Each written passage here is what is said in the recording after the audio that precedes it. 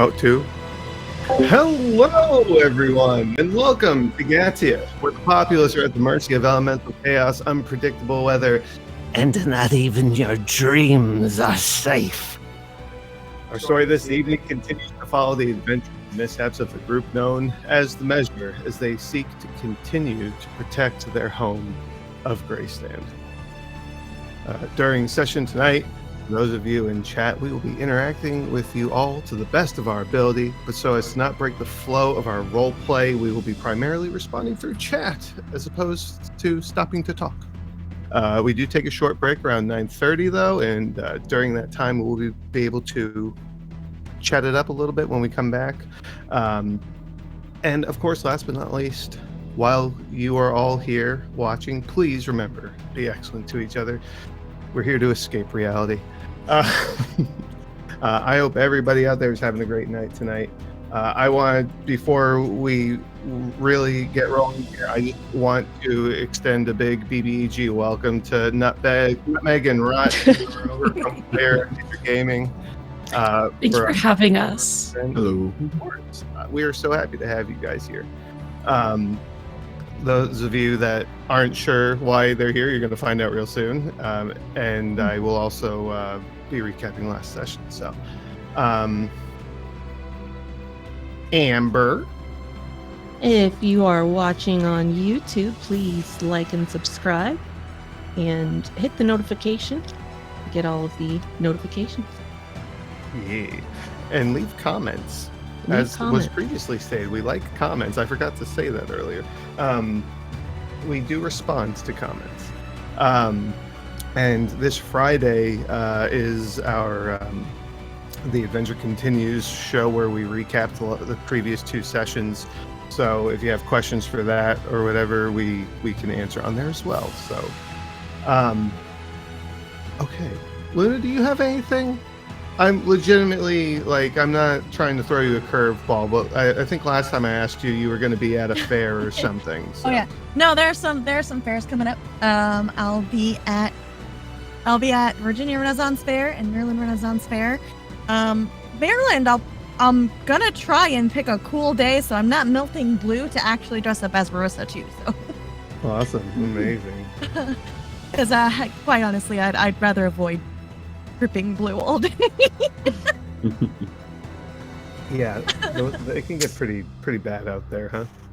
Oh yeah. Well, I mean, when it on a hot day and face paint, and then it gets in your eyes, and then you're blinded. It's not fun. And then you have blue My eyes. I have blue vision, Smurf vision. Oh God. Having flashbacks of my I don't Jedi know what it's like cosplay to in have Florida. those squirted into my eyes. Having flashbacks of what? Jedi cosplaying in Florida. Yes, yes. Too hot. Yeah, the robes. All right. Well, with those little tidbits out of the way, I'm going to quickly recap session 47, which was titled Finding Balance. At the start of our session last week, Cassidy goes toe-to-toe with the Fire Elder, Ilmendel the Desert Flame. Standing strong against her attacks and utilizing her own abilities, she eventually survives the fight, we will say. Well, you did! Winning over Ilmendel's vote, and with it, the support of the Gaddacy Elders. That was a good fight. You did a good job.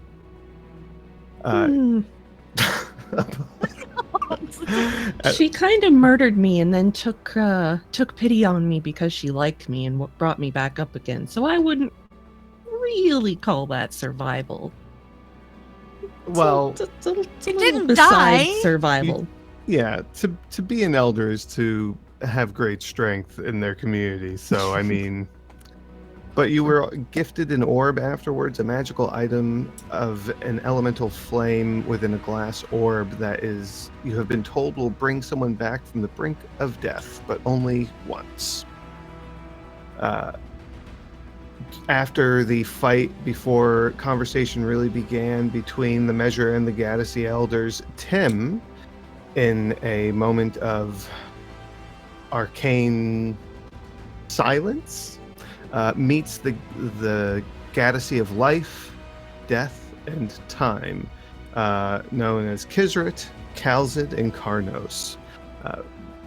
And this, of course, him being the only one able to see and speak to them in this moment, which sparks a lot of curiosity from Kisrit, the Galaxy of Life, as to why he could see them, eventually coming to a conclusion that it probably has something to do with him shepherding the wisps to the afterlife. After meeting with the elders, Rena shows Tim a more recent appearance of her father via her echo, so Tim has a better chance of reaching him with the sending spell, which, upon attempting, was intercepted by Grandmother Peggy. After this unsuccessful attempt to reach Void, Rena and Marissa headed to the training grounds inside the Wailing Tunnels to let off steam, while Tim goes and cleans the residence they were given to stay in. As well as Tim and Marissa having a moment to spend in the hot springs. A very sweet moment, but also a little sad, talking about lifespans and how one may be a lot longer than the other. After I'm just about to repeat myself. Malachi, after a time, returns the measure to Greystand, where they spend the rest of their day with family and friends. And at the end of the day, as everyone is going to sleep, drifting off to dreamland, two members of the measure have a dream. The same dream. Of two individuals veiled in fog and shadow, the larger of the two clearly Grandmother Peggy. After some words exchanged specifically between Peggy and Tim, the two are pulled towards the figures, and that's where we ended last week's session. Also, really quick, I meant to say this previously, before I got started on that. Huge thank you to Sora as well, as while she's not here right now, she is running everything for us. So thank you, Sora. For being our background goblin. Yeah, background goblin. Hecky goblin. Gremlin? Gremlin. Oh. Okay, anyway. Let me switch our music to something a little more calm, because we need some sort of counter for this chaos. It's morning.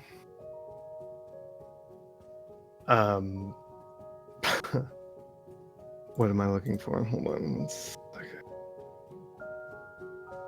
Where's my ambience? There it is. It's morning. Sun is coming over the horizon, starting to peek through windows. The usual sounds of nature starting to chime around wherever you all are in this moment. There are big things coming. And these days in the village are precious, because you don't know when you'll be back again. But hopefully for the time being we can find some peace, or maybe not. Over on Triple T Farms, Rarissa. I see you not wanting to look at me. You snuck out of your house last night. Yes. You did, yeah. Making your way across the village, which I feel is becoming a very normal route for you these nights, or those nights. Couldn't imagine why. And you're and you went to go stay in the homestead of Tim Todd Thomas, spending the night there in bed with him. Give me a perception roll with disadvantage, because your character never wakes up on time. I saw that. This is why we got you a dice tray, Luna. Doesn't mean it can't still go in my mouth. All right. Quite. Damn it. Just not gonna try to do 2 at the same time. That's a little much. Whoa. I mean, when you eat a D20, you're just a big deep dice tower that's very slow. Oh. That went in another direction. What did you I'm get? sorry. You take the lower number, right? Yeah, you take the lower number. What'd you get? What am I rolling again? Hold on, because What is she I doing? just want to make sure that I add my other stuff to it. Perception. Okay, well then it's 12 total. Wow. Oh, okay. I mean, that's not horrible. Well, I rolled a 4, but I. Okay. Something is different. Not in the room you're in, or the bed you're laying in. This is where you fell asleep. But maybe the arm that's around you doesn't quite look like Tim's arm. Yep. Okay. Okay. You would kind of like at the arm, at the head, lift the arm, put it aside, get out of the bed to turn around and look. Doctor, could you please give us a description of what you look like? Well, I was told that I'll be wearing my usual day-to-day outfit.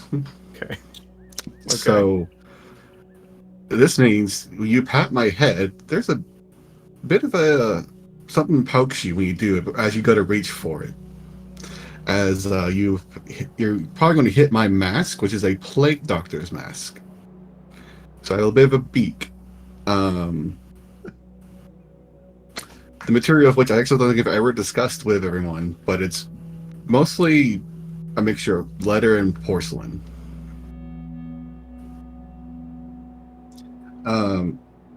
You would probably hit his brim, wide brim hat as you do so. You might even feel his hair, but it's hard to say. The hand wrapped around you looks like skin hand, but it clearly feels like a glove. Oh boy. And Marissa, can you give a description for the doctor so he knows who was just laying in bed with him? Look at me.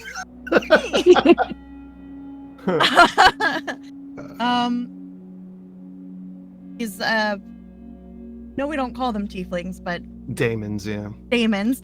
For the they're daemon. She's a daemon with teal skin, gray freckles, white hair, pale pink eyes, and black horns, like curly. Yeah.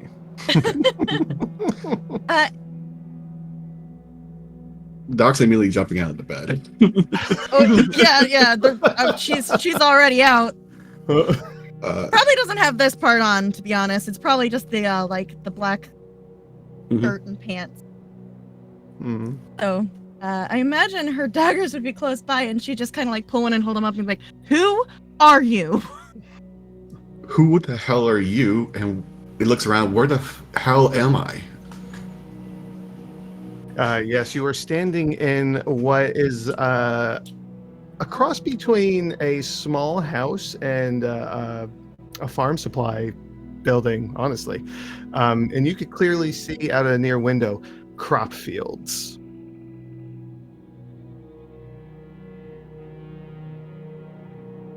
Probably a stack of books somewhere as well that look not like a book you'd see in a library, but handmade bound books. That actually would pique my interest. But beside the point, where's Zon? What did you do with her? Who is Zon?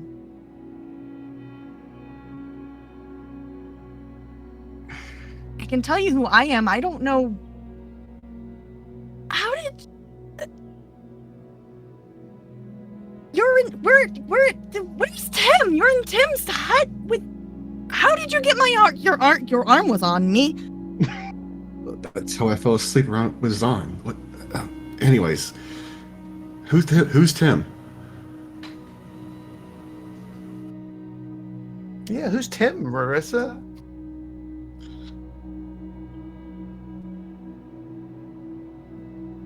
Mhm. So Okay. Doc has a pretty good passive insight, by the way, of 18. Mm-hmm. I Yeah. think he would figure out it's the same situation with his answer about Zon. She's blushing heavily. Yeah. If Doc didn't have his mask on, he would have been blushing too, but that's why I had the mask. Yeah, his clothes, Marissa, are probably a little alien to you. Like they're more, designed and intricate than what you're used to. They are all black as well. So Mhm. Yeah. You'd probably like slowly lower the daggers and be like, okay.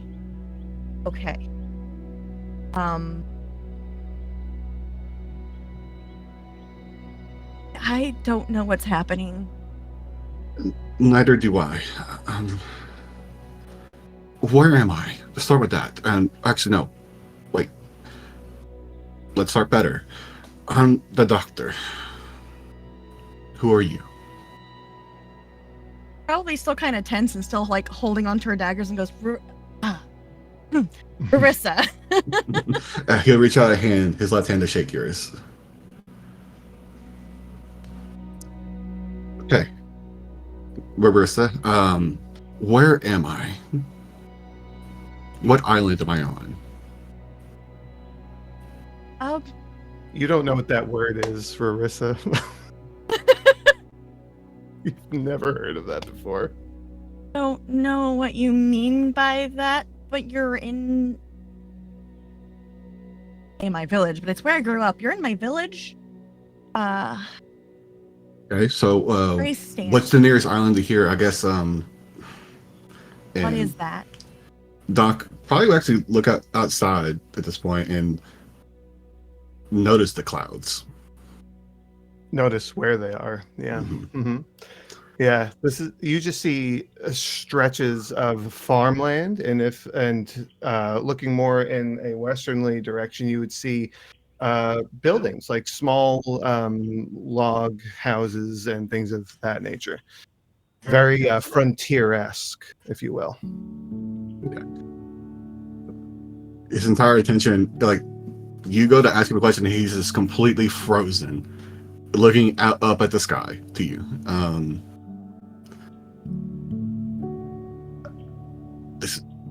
This should be impossible.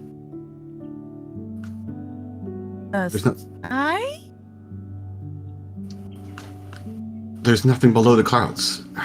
What? You're below the clouds.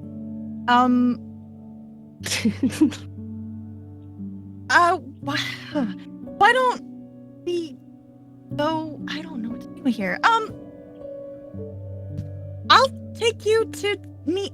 Oh gosh, I'll take you to meet hopefully the rest of my group. And I kind of want to find out what happened to. I really want to find out what happened to Tim. I'm sure you want to find out what happened to the Zon person in If me and Tim islands. if me and Tim did swap positions, I worry for his safety. Zon is he's got a bit of an anger problem sometimes.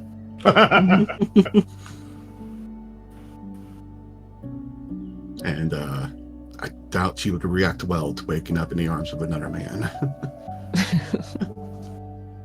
That's not exactly a great experience, is it? Okay, let's go. Yes.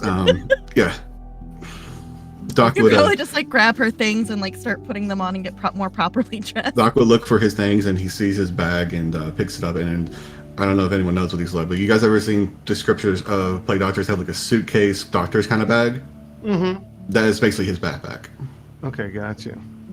Like the one that just snaps shut at the top. It's yes. like a double handle. Yeah. I would imagine my cane is next to it as well, and he picks up a very nice, intricately carved black wooden cane with a silvered raven skull. Ooh, fancy. I should also mention the mask Doc is wearing is also very intricate carved with runes of magic. Though whether or not you recognize it to be similar to your magic is different. Marissa, while you're not a magic user, you are familiar with the concept of runes and things like that, especially with Tim. You know, like I'm sure he's shown you or you've seen some of the things he's done.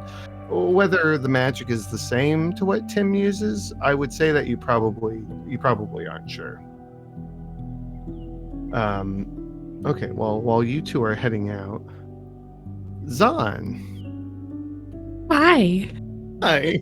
Hi. You awaken. In a bed. Okay. In a dark room. You hear the sound of birds outside. Cool. And this tanned arm just kind of around your shoulders across the front of you. And you just hear from just behind you. She is slightly confused. You know, Doc is not tan. She knows that. She knows that for a fact. She slowly, what she can assume where she normally puts her axe is like right below the bed. So she's just gonna like, no, does she have a great sword or an axe? It's a great sword, but she does have a hand axe, and that's probably what she keeps by the bed. Mm-hmm. So she grabs that, slowly grabs the hand, and then flips over and is going to put the axe to whoever's neck it is. Okay, hold on. Okay, so you do this. You flip over with the axe and you go to look, and you are just you see this slim-built individual. Wait, my bad. Not. No. I was reading the wrong descriptor. I apologize. This slim figure with tan skin. He's got short white hair, and you flip over, and the amount of a movement that you make would stir someone awake. But he just 100%. Rena, just I'll get up in a minute. And he's tries to roll over a little bit. No, she's like straddling his hips while she's doing this. And she has one of his hands and has the axe to his neck. Who the fuck is Rena? You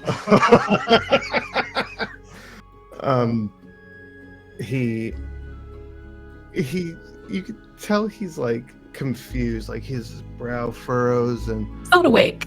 Yeah, and he opens his eyes finally. Can you give a descriptor for Zahn, please? Yeah, so Zahn is a very tall female coming in at like, I believe 6'6", and she has long white hair that kind of goes gray at the ends.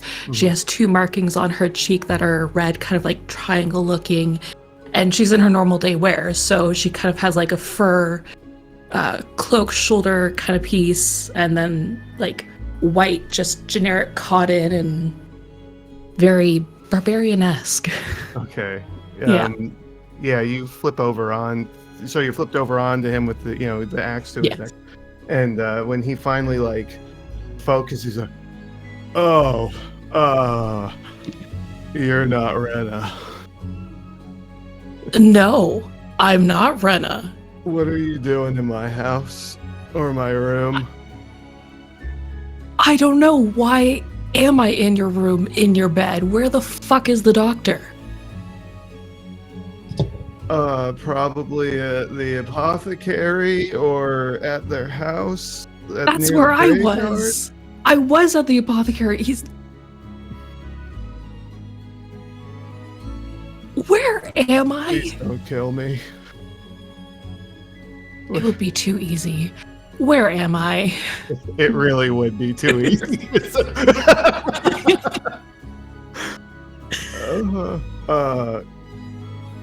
Gray stand.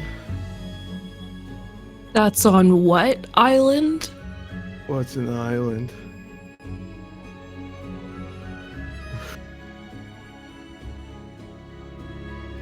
I hope you find Rena or whoever. Good luck. She gets off him, finds her bag, finds her things, puts it all on, and just goes out whatever door is there. If there's a closet door, she might go out that one. Who knows? There is a single door in this room. It's very basic of a room, honestly. Okay. There's a dresser, which is actually nicely made. He's lying in a bed, obviously. You would, I imagine you would notice this because it's something that's just out of the ordinary. There's no glass on the window. It's just wooden shutters. But there's one door that exits, and that would be the same for you, by the way, Doctor. The house that you were in, no glass, just wooden shutters. But give me a perception roll, Zahn, as you exit the bedroom. 20. Dirty Holy 20. shit. Excellent. That's great. So you head out the door and you're walking through the main room of the house, and you notice off to the side there's another male individual who's sitting down at the table. It's pretty clear this is a member of this other individual's family. Like they look very similar, but he's got black hair. And are you stopping, or you just going? She'll pause, look at that person, see that she doesn't recognize them, and then find a way out. Yeah, he, like, as soon as you look at him and he locks eyes with you, like, he sits up right away. But with that perception roll, like, you could see where the exit is and everything. Like, yeah, it's pretty clear. And as you were just hanging for the door, you hear him get up, and then, Lena, who was that? And as you're heading out the door, and when you head outside, you are basically stepping out into a dirt road, and there's rows of buildings across from you, and the side that you're on, there are also buildings. I will give you a visual here. Ooh. I'll give you the map. Let's see. Boop. Okay. So let me see where. So you are right here. Do you see where I'm pinging on the map? That one. Yeah, that's the house that you're walking out of. Okay, so you're making your way onto the main road, and we're going to pause there. Cassidy, good morning. Hello. You stayed home last night, right? Okay. It's a beautiful morning. What are you doing? Probably sleeping in as per usual. Okay, you do this. I do that. Okay. I don't have track of whether or not I work today. I've kind of been a bad blacksmith in the last few days. I've been focusing more on the heroing work, so she's just gonna chill. Okay. Till someone needs her. Coincidentally enough, I think this is your day off. So probably be up by 10 or 12 if nobody comes to get her. Okay, understood. Today is the day that your mother is running the smith, so well, okay. It's probably early for the rest of them, so if you're not going to be up till 10 o'clock, do you want me to come back to you? Sure. If we're gonna go in chronological order, roughly. Well, here, you tell me what Cassidy's morning looks like. Let's do that. After she wakes up. She'll probably, when she wakes up, just grab something to eat, pop by the forge, Mm-hmm. say hi to her mom, check on the fiery burning egg that's in her forge. Oh, yeah, you see when you go to check on the egg, like your mother's there and Lissa is also there, and you see she's just kind of like pushing some of the hotter elements within the furnace to the egg to kind of. It looks like she's making a nest out of the hot embers and coals, and she says, "It seems to react whenever I surround it with the hotter elements. I think it likes it." Any closer to hatching? Oh, Is it gonna be in here for a long time, you think? I do not know. I am not very sure. It's not cracking, so nothing yet. Yeah, I don't know either, Lissa. Hmm. Anything going on today? Hadrian has asked for facets for the buildings that he is repairing, but that is it, really. And he said something about apiary boxes, but that's not really something that we deal with. Okay. Do you and Mom need extra help today? I mean, it is always nice to have you here if you wish. It has been a while since I've worked with you, so Yeah, I can help out for a couple hours. okay. All right. We will leave you at the forge for now until all hell breaks loose. Okay. So Rarissa, Doctor, more so Rarissa, where are you bringing him? What's the plan here? Would probably go, well, since she can't go find Tim, who would probably be the one to help her out, she'd go find Rena first. Oh, okay. Okay. So she'd go, Yeah. she'd probably go home, see if she was there, and if not, go to where she usually knows, which is like fishing spot. And then seek Okay. out Lennar. Okay. Right. So you're going home, then you're going to the fishing spot. Yeah. Okay. All right. Well, you.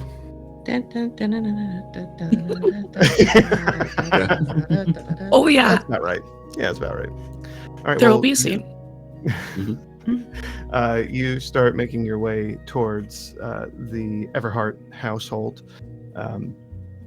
You enter without issue, of course. This is your home. And your mother is in the kitchen, and she does not look happy.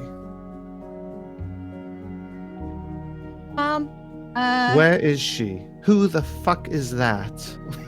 She points at the doctor.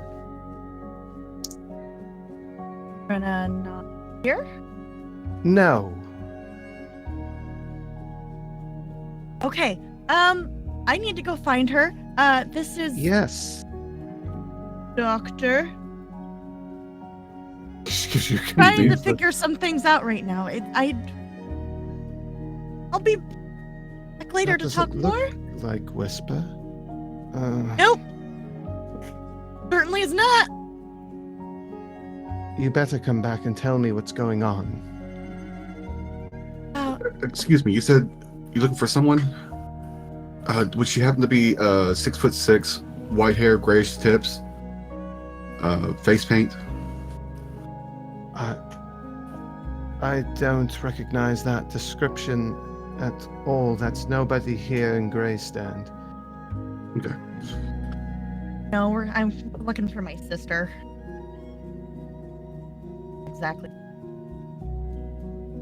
Yes, if you see another fool walking around that looks like her, it's her twin sister.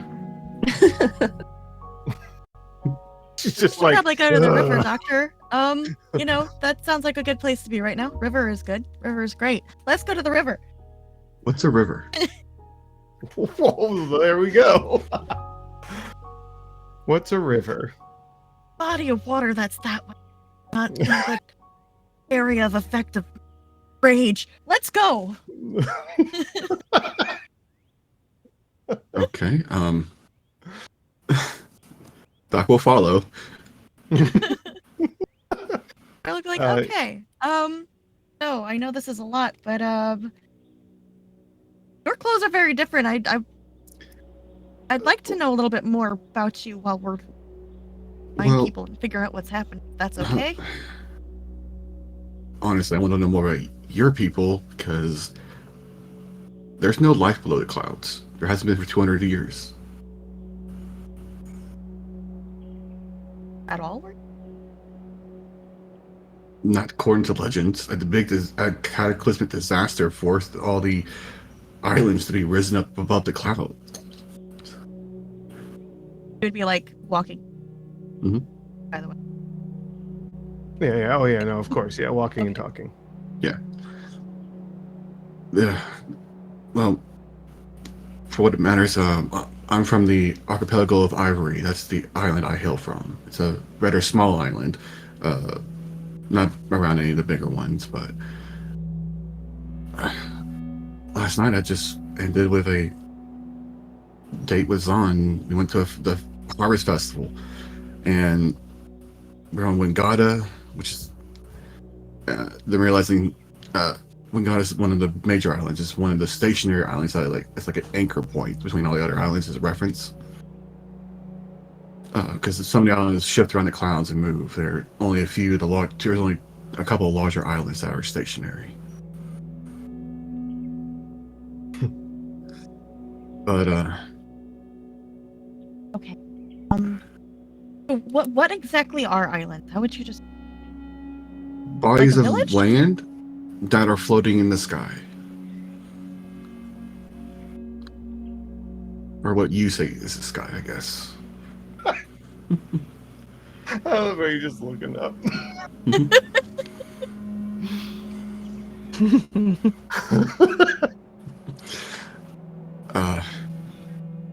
Like I said, it's been this way for 200 years.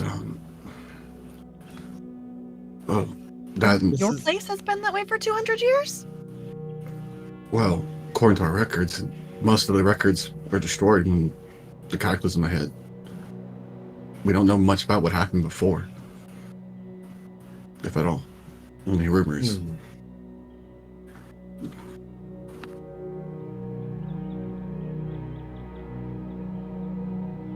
Well, my village, this is Greystand, where you currently are. Didn't used to travel outside of it a whole lot because the forest is kind of dangerous. Don't suggest going there unless you have someone who knows their way around it, honestly. Why we have the rangers here to help us with that particular thing. Where they're supposed to. We're not supposed to go into the forest. Anyway, yeah, it's not really a big place, but it's a good community here. Well, my island's like a small island, so I understand. Very close-knit community, I imagine. They just recently found out that there's a whole lot more out there than any of us really knew about, but the river is where my sister usually goes to fish. I'm just trying to find that. What's a fish? Like a skyfish?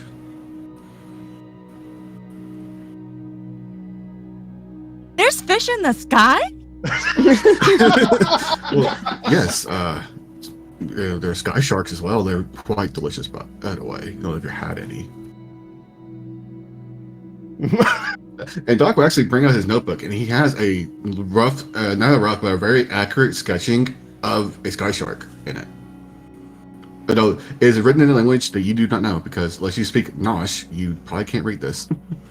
But he has a doodle of it? Yeah. And he also has a doodle. He has several doodles of it. There's the full body one, and there's also a bit of dissections. It's like a diagram of how he dissected it, where organs are and stuff like that. I'd appreciate that, but you'd probably see like this shark and be like, "Oh no, I don't want that."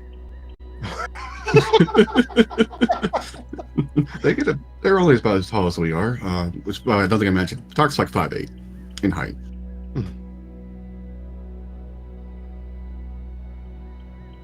Got my Yours? phone. 5'7", so she's just an inch shorter. Yeah, there you go. Like I know it was like around there.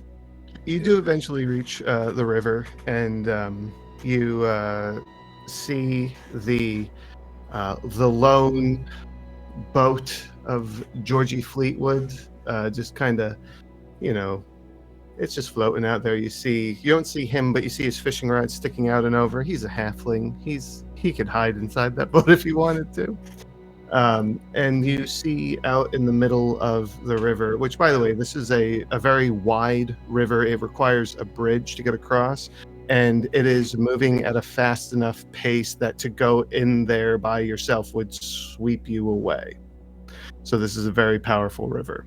But in the middle of the river, Rarissa, as you are familiar with, is the large wooden platform that has the supports to hold it in place and allow it to go back and forth. And I apologize for the confusion. I did not name this NPC. Sora, I'm looking at you. River is out on the platform by himself, sitting there with his fishing rod.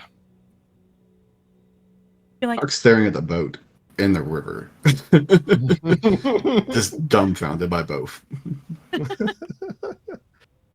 Like, hey, River, have you seen Rena? No. Probably sleeping in again. Well, she's not home. How about Lennar? Oh man, I bet they fell asleep together again. Okay. Thanks. I turn back to Doc and be like, there's two different. The river is the water, but he's also river. They're two separate. That's Why not. would you name I wasn't someone bringing you to that? him. It's very confusing. Why'd you name someone like that? Are I there didn't. are there genasi from where you're from? Yes, there is. They're very rare, but they are. Okay. Oh well, that's what River is. River is a water genasi. Okay. So he's Yeah, got like the white hair and the blue skin. There's a air genasi running around in Wingata. Oh, okay. AKA, that's my backup character in World. Understood. Yeah. Yes. So. Anyway. On to Lennar's. Are you gonna go to Lennar? Okay. Zahn, what are we doing as we burst out into the main road? And you just see houses and good old terra firma beneath your feet and the clouds above. First, she's like, okay, this is regular land. Okay, we're in a town. We were in the apothecary before. Weird. She's looking around, and then she finally notices the blue sky and the clouds, and is just like, her mind is melting. She does not understand what is happening. She's like, did I fall off the island? What happened? How did I survive? What happened?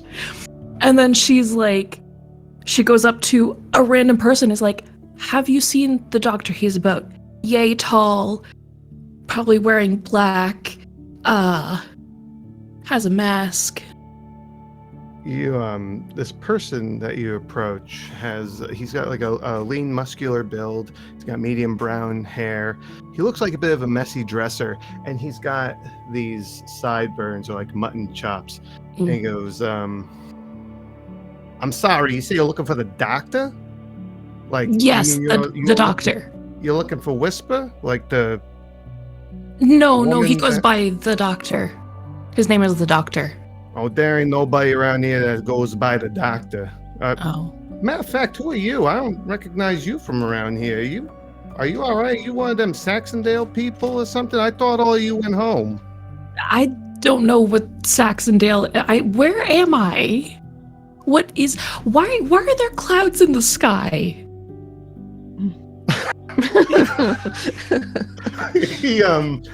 He goes to answer you, and then he looks up. I don't know where else they be, lady. You're in Gray Stand. I'm sorry. This is very confusing. Yeah. The clouds are supposed to be up there. No, they're supposed to be below. This isn't an island. So what is it? Did you get into that magic barrel that they got over at the Drunken Dragon? That can make you see shit. You drink Magic the wrong barrel. thing. No, that's not important right now. I need to find the doctor. Thank you for whatever help. I don't know. Okay. Well, it's all right. I can help you out. I mean, that's kind of like, I mean, it ain't what I do around here, but you know, I track. I do things like that.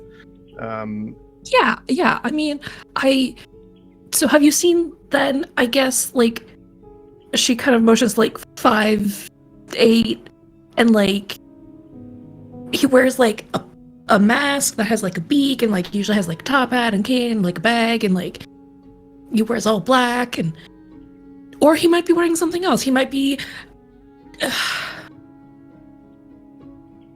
All right, ma'am. Just calm down. Take a deep breath. We'll find your boyfriend. Everything's gonna be fine. We haven't really defined it. Okay. Okay.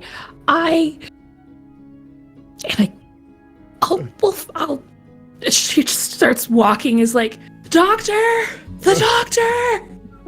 Where are you? Are you here? She's just gonna walk down a street, then walk back. There's literally like one street. It is the road you are on. Yeah. And that is it. Yeah, she'll go left first, like up north. Yeah. And then she'll walk down, being that crazy lady, just screaming his name. Hey, look, lady, I'll help you find him, but you don't gotta go yelling everywhere. And you see, like, people are giving you like kind of funny looks. Like you're a very tall individual and look completely different than most of the people here. Like, that being said, though, you do see like a centaur that's just kind of giving you this funny look, like this big male centaur, and you know, a couple little halflings and stuff like that walking by, dwarves. Yeah. Just kind of giving you like weird looks, and he goes, all right, let's calm down. What's your name? My name is Lovigazan. Gesundheit. I'm Ricky. You can call me Zahn. That's what. Yeah. That's much easier. Thank you. I appreciate it. I'm Ricky. I'm a ranger. Ricky the Ranger. Ricky the Ranger. That's right. You know what? That's really catchy. I never thought of that. You're welcome. That's just, you know, rule number 1, don't leave the village. Nature's fucking scary around here. I mean, you definitely look like you could handle yourself, but just take my word for it. We'll just start heading in one direction. You don't gotta shout. It's not a big place. Okay. I just don't want it to scare anybody. Okay. Fine. I won't yell as much. Okay. So you, he starts to direct you in a northern direction. Rarissa and the doctor, give me a perception roll, and Zahn, give me the same thing for it, please. Alrighty.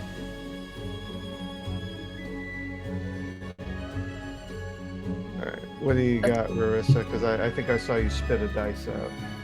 Did. Got 21. You got 21. Okay. Doc got 13. What do you got for me, Zahn? 21 as well.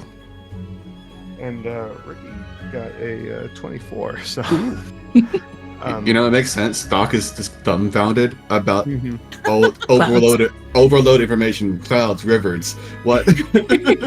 New things. Impossible Guy things are named happening. River. There's a guy named River on the river. Yeah, so you're both kind of just like walking right towards each other, and Ricky just goes, "Oh, hey, Rarissa. Oh, hey, who the hell is that?" And he's pointing at the doctor. As soon as she sees him, she is running towards him. And she just like that skid right before she gets to him because she would just knock him over. Yeah, She would. he would.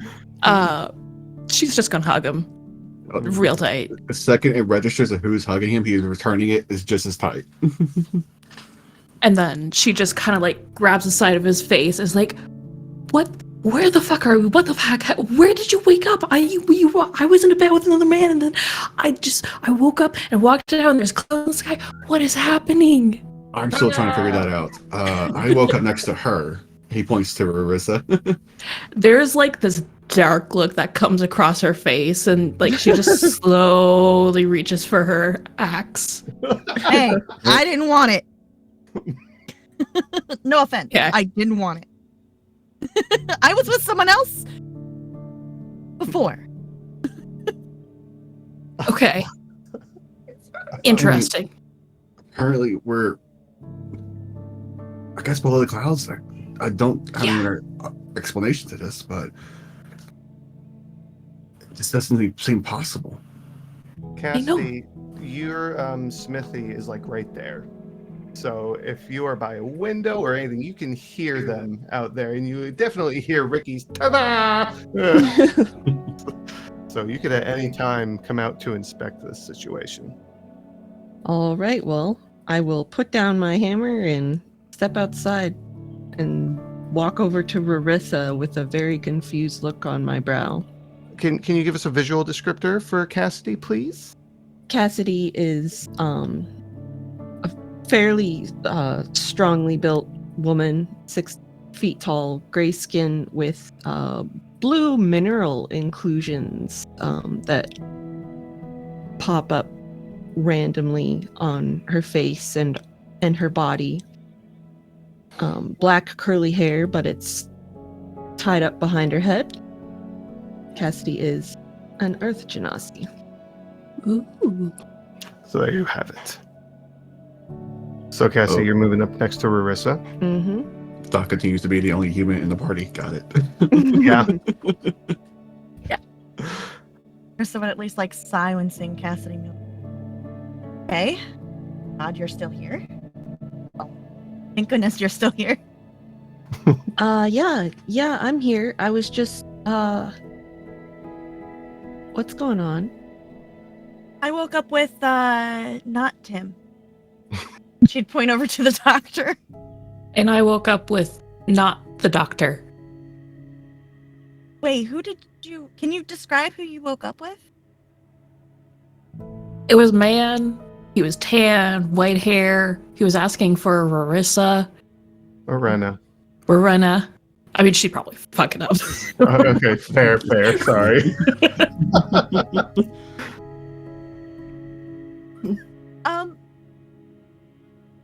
So you woke with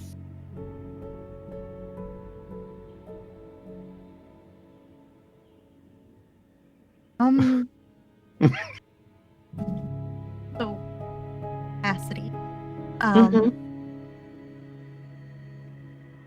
Like to Oh. I'm having a hard time You're hearing cutting up a bit, yeah. Oh. Mhm.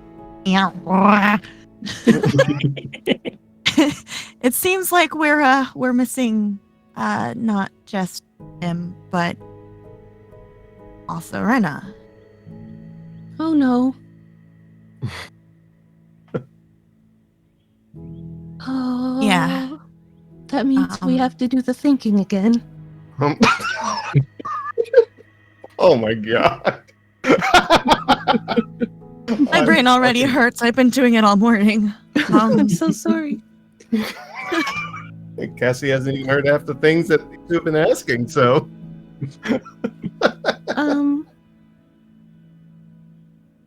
So. I need a notebook to remember everything. Oh, Tim would love that. Yeah, that's kind of one of the. I mean, it's quite it's useful good to know. It is quite useful to remember the details of information. Yeah, that's. So our 2 people are missing, and you 2 are here. Did you come from somewhere safe? Well, my bedroom and my apothecary, I imagine, as safe as anything. However, I doubt our friends would be as joyous to find 2 people who aren't us coming out of my room. Oh, boy. I hope how confident are they at talking their way out of problems? Tim can talk. Okay. Tim can talk his way out of anything. Well, hopefully he can. I doubt. I doubt very much. Eva will hurt them. I think she'd be more confused. Red and Right, on the Dragic- other hand. Dragic as well. Yeah. At least Eva's there to keep them. Eva's there. Eva's there. We're good. So Yeah, we should be okay. We should. They should be okay. yes. So, okay. Okay. Why are we here? And- What happened? I wish I could tell you I'm just as lost as both of you. Okay. Okay. We have to figure out how to get back. All I can tell you is our party has been under the curse of a hag. We all have our own individual curses that maybe she When you mention took this curses, even further. when you mention a curse, Doc immediately looks down to his dagger. And Zon gets a far off look. Alright, if you guys got this handled, I'm just gonna get back to work. I'll see you later. I'm glad you found your boyfriend. See you later. Thanks, Ricky the Ranger. Damn it, Ricky! He's gone. We're familiar with curses. Yeah. Yeah, each of the group has something going on with them right now. Oh, Well, interesting. so hag cursed you? Yes, a powerful one named Grandma Peggy. We've tried Doesn't to sound- remove them and haven't had much success. Oh. I mean, That's, if breaking the curse helps us get home, we'd be glad to help, I think. I don't see why we couldn't. If anything, Grandma Peggy would have at least a means of us returning. True. Hags are quite powerful. I mean, well, you don't know this song. You didn't get to meet her, but the apothecary wasn't originally mine. Owner, she was cursed by a hag at birth. So Oh. yeah, so I have a little bit of experience with that kind of stuff. Well, this particular curse is unusual. Our wizard Tim has been studying it, and he Yeah. describes it as being kind of like multi-layered, because I have attempted to remove the curse on separate occasions, and it seems to peel back a layer, but the curse overall remains. Hmm. Each of us has a portion of it. But that was our next item on the agenda, was to confront Peggy about these curses. Well, does Tim have any notes on this? Maybe I can read them and come to my own conclusions. Maybe that would help. Or did he take them with him when we swap places? They might be on him. He keeps his book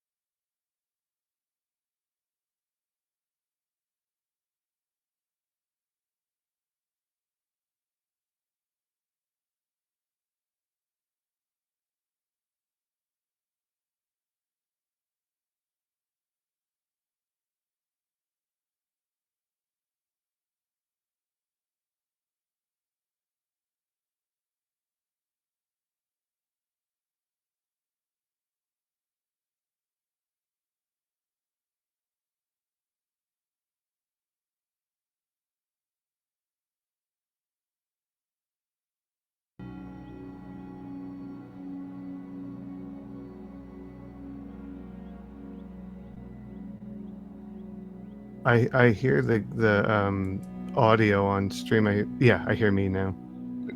Yep. Ah, yes. Colby says sound. Okay. Wee! We're Huzzah! returning back to life. We're back. Thank you, Sora. Yes, thank you. Whoopsie. Doo-doo-doo. Right. So I believe Doc was expressing the overwhelming situation that this is, and asked if elves are still walking around. Yes. Yes. So please answer. Proceed. One of our village leaders is an elf, actually. If it wasn't for his mask, Jock's jaw would drop. Zon's jaw drops for him. I really need to speak with him. He. Oh. So you don't. Your magic isn't powered by the souls of the elves? I don't know And how. Doc our completely magic works. forgets that he should not be talking about that. Wait, Damn, that's one hell of a thing to say. It really is, but he's just overwhelmed to this point that the filter is Mhm. gone from shock. Our land, our plane is mostly dominated by elemental energy. I believe. Doc goes to cast precipitation. Oh, you're gonna use your magic? Yeah. So what are you trying to do with prestidigitate? What a feature of the spell you're using? We'll make some sparks fly. Okay. Something simple. So give me an Arcana roll as you cast this spell. Cool. Ignore the D4. That's automatic. For some reason, I could not change that for some reason. It's okay. 22. Okay. Wow. Okay. So yeah, you throw up your hand and the sparks appear, but with that roll, when you do this and you feel it, like from where you come from, when you cast your magic, it gives you a certain feeling, this empowering feeling, and this time when it happens, it's got a different kind of grit to it. It almost feels organic, like just broken down to the basics and combined to manifest this spell. Doc is so overwhelmed. He reaches for his mask and pulls it off. Oh. And just looks at Zahn. Is it bad for me to say I don't want to leave now? Aw. no. That magic was nothing like any of the casting I've done with WeTech or even my own natural magic in my blood. It's still not the same. It was natural. I don't know how to explain it. I mean, I get why you wouldn't want to go, but think about everybody at home. I know. We have so much to deal with back there. We have to fix the problem there. Maybe then if we fix the problem, maybe it'll feel like this again. Who knows? If anything, it can give us more insight to help deal with this problem. Anyways, Dog takes off his mask and obviously that he is human. Pale skin, bit of a. He is clean shaven at the moment, I believe. Trying to remember what the description was, because he does shave every now and then, but I can't remember. He probably cleaned up for the date. Yeah, I think he did. It makes sense actually. But he has red, like dark red hair. No curls in it, just kind of straight and shaggy. Mm-hmm. Kind of basically thinking of a casual pale Irishman, and that is Doc. Oh. Okay. All right. Well, All right, Grandma Peggy. We need to go speak with her. I really want to speak with this village elder. He might have insights that can help us with our dilemmas. Well, getting to the elder will be a lot easier than getting to Peggy. Yeah. I would imagine so. She's in Hacks are Arcadia. Okay, so how far from here is that?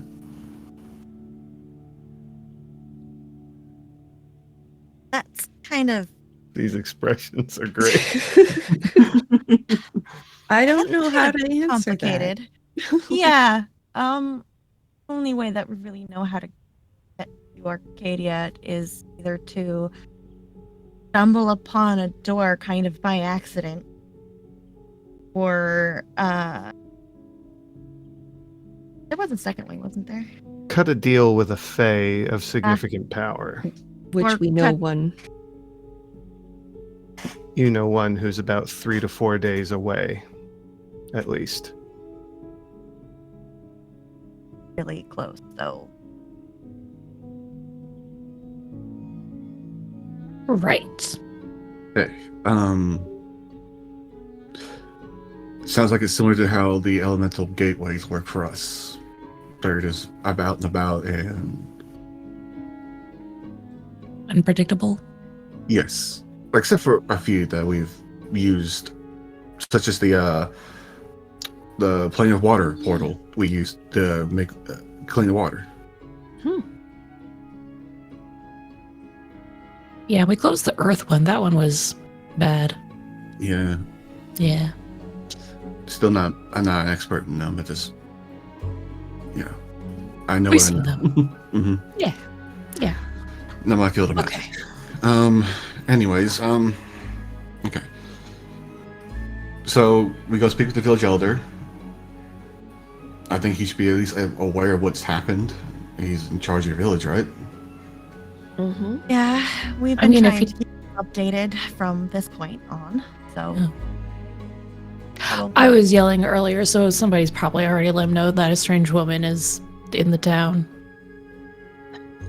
Well, you did Yeah, run but- into Ricky. You are getting some, Yeah.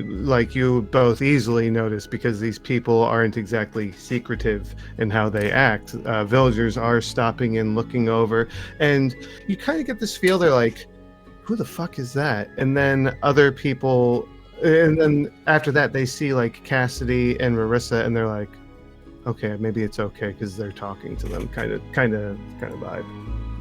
That's why I have the far traveler in my background. I am very used to this treatment.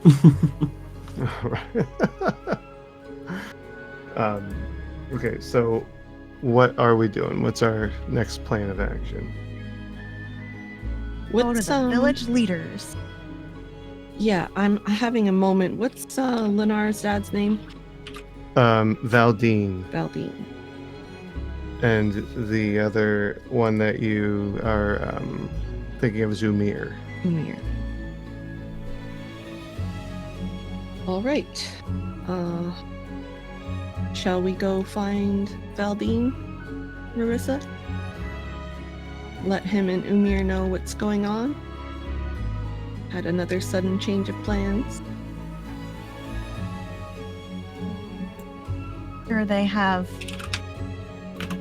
at least some clue that something not normal is happening. But yeah, probably a good idea to give them the actual rundown.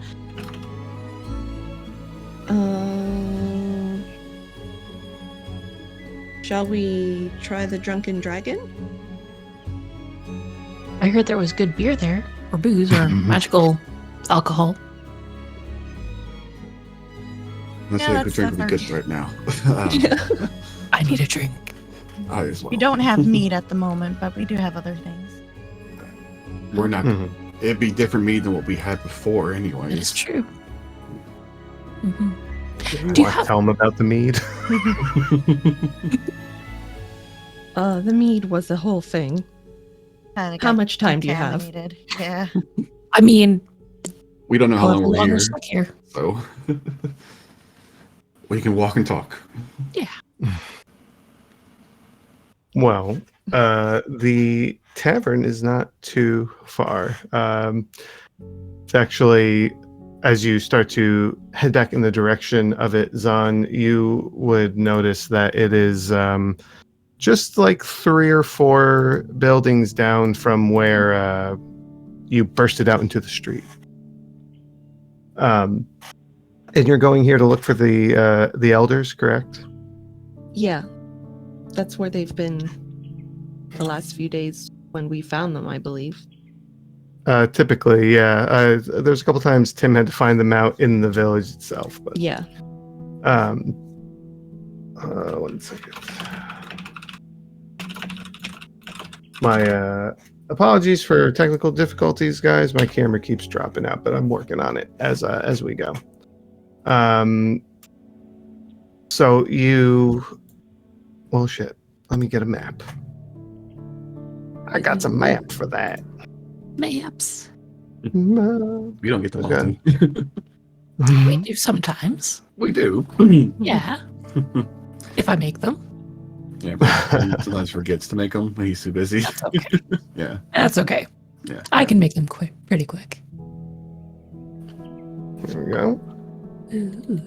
The Drunken Dragon. At this time of day, it is not overly busy. There's a handful of people milling about. There is a older halfling gentleman behind the bar who is seeing to the couple of people that are sitting there. It's a warm atmosphere. It's very nice in here. There's a nice breeze that comes through as the windows are all open, and as I stated previously, there's no glass on these windows. Let me. Doc would find that interesting, I think. Mhm. Because even the most casual house has glass windows for us.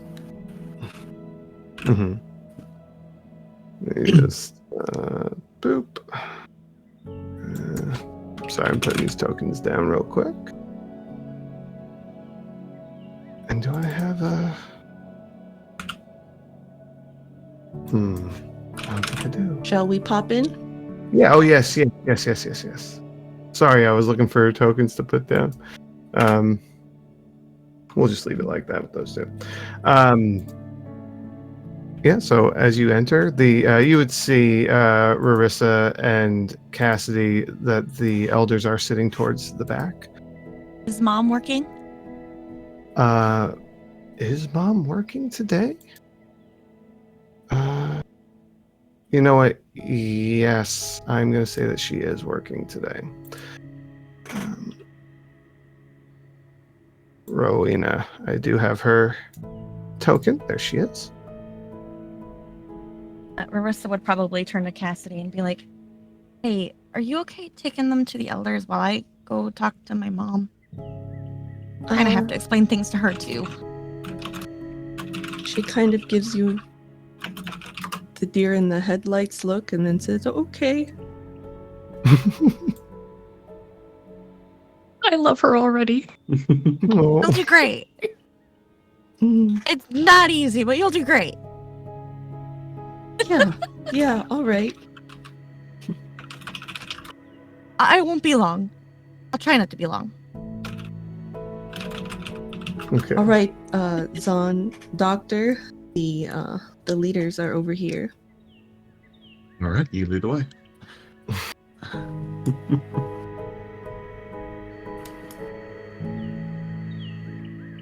What am I looking for? Oh, there they are. Okay. All right, real quick, we'll see. Rarissa, your mother locked eyes with you as soon as you walked in. And upon you walking up to her, she says, that was faster than I anticipated, but what's going on? Nothing good. I mean, the people are fine. The ones that we have here are fine. They're here. But Rena and Tim aren't. Okay, where are they? We don't know. Sort of know. She's in a land with sky sharks. What's the sky shark? Nothing I want. here ever. I don't know where Rena is. Or Tim. But I'm gonna find out. And I'm gonna get them both back.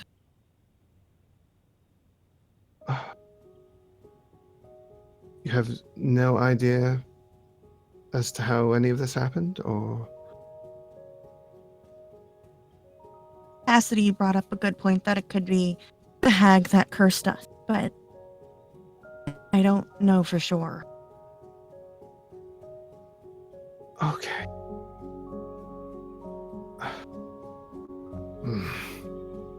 Look, just be careful, and everything will be all right. One step at a time, right? Lying if I said I wasn't scared, but yeah. Right, me too. Who are these people? I recognize the one from earlier, but I don't recognize the woman. Well, Doc is the one that apparently took Tim's. Dawn is the one that took Rena's place when they swapped. When they swapped. All right. Okay. On a date. Okay. Okay. So, yeah, they swapped places. Right. With him and Rena. Right. And are here. And him and Rena are now in their world where they were. Okay. Marissa, you've said it multiple times now. I understand. Just I know. There's a lot happening, Mom. Oh. You okay over there? Yes. My light fell down. Okay. Oh no! R.I.P. Light. She's just kind of like got her hands on your shoulders gently, and it's everything's will be all right. We'll figure this out. We'll get them back. Just try and calm down first. And she just gives you a hug. Oh, Rivissa would hug her back like so tight. Mm-hmm. It's taking everything in me not to go stab things right now. But there's more important things than getting emotions out on a piece of wood. Right, of course. Okay, all right. Well, you and your friends or visitors, you have a seat, and I'll bring you drinks. Or as soon as you're seated, I'll come by. All right? Love you. I love you too. Everything will be all right. And she kind of like dismisses you gently. The rest of you, you approach the table where I'll these. wait back here. Okay. Where'd you go? I was still by Mom, and I was like, wait, maybe I should wait until you do that thing first. Oh, your token disappeared. I got confused. In front of you are two individuals. One of them, Zahn, you recognize as the individual who was in the house that you ran out of. Not the person that you were in the bed with, but the other one who's in the main room. I said black here earlier. He has medium brown hair, square jaw, solid white eyes, and tan skin. He looks like he's probably in his 40s. And across from him is another individual. He has long black hair that goes all the way down to about his waist. He has pointed facial features, green eyes, fair skin, and pointed ears. Holy shit, you're an elf. Holy shit, I'm an elf, yes. Thank you for noticing. Sorry, Oof. You're We- alive? There's a lot. I Look up this. did. No, he's definitely alive. Remember the other ones are all ghostly green. Yeah, that's right. Right. I've never been green. That's very good. Sorry, I'm the doctor, and this is Levikazon. Dr. Levikazon, it's a pleasure to meet you both. So, we don't know how we got here. It appears that we've been swapped places with two of your villagers. This Oh, Tim and Orena. oh dear. Okay. Well, to explain our reaction to seeing you, there are no elves where we come from. No. Oh, All of them are dead. Well, technically dead. Yeah, well, that's troublesome. it is. I suppose I understand as to why it would be a surprise to see me then. Yeah. Well, that and that we're below the clouds, also a surprise. Oh, Yeah. all right. And you guys don't know what islands are. A what? Exactly. Yes. Oh. Yeah. So Doc's half proficient in Elvish, and he'll kind of say, "Sorry for us being so rude. We're just overwhelmed." He would look a little surprised, and he would respond in Elvish, "It's all right. With the measure around, I have learned to be caught off guard to new situations, so it's all right. No offense taken." Thank you. And he switches back to common. Well, I have so many questions for you, obviously. Oh, Well, I do hope I can answer them. well, to start with, we should probably explain where we're from. All right. To be honest, I don't know what that means in relation to you, or I don't know. Basically, I don't know if we're in a different plane or we are just in a different universe, or we are actually below our clouds. Or what if we just went back in time before the islands were up in the sky? That's even more concerning. Exactly. There could be so many things. He's But, just kind of looking back and forth between the two of you as you're discussing this, and he's just kind of resting his chin in his hand and looks genuinely just curious and a little fascinated in what you're saying. And he's just nodding a little bit as he's listening. If you wouldn't mind me asking, how old are you? I've read that elves can live to be hundreds of years old. 105 years young. So the disaster or the calamity we're talking about in our records happened about 250 years ago for us. The islands were brought up they were originally part of the land and were risen above the clouds to escape the disastrous calamity that attacked. There wasn't too much details for it. It was said that the elves made a great sacrifice so we can do so. Well, fortunately, we know what that sacrifice is. It's not well-known knowledge to those common. But we owe the island's safety literally to the elves. Mhm. Oh, They are entombed in what I would describe as sarcophagi. a what? Think of Uh, think of a coffin made of stone. Oh, right. I know what a coffin is. Yes. Okay. Yes. All right. Excellent. Made of stone. Mhm. Sounds very they are- cumbersome. It is, but it's infused with very powerful necromantic and other magics to keep the elves alive in a state of permanent slumber. Oh. Their life forces are used to keep the islands afloat. A float? Yeah. Oh, what's an island?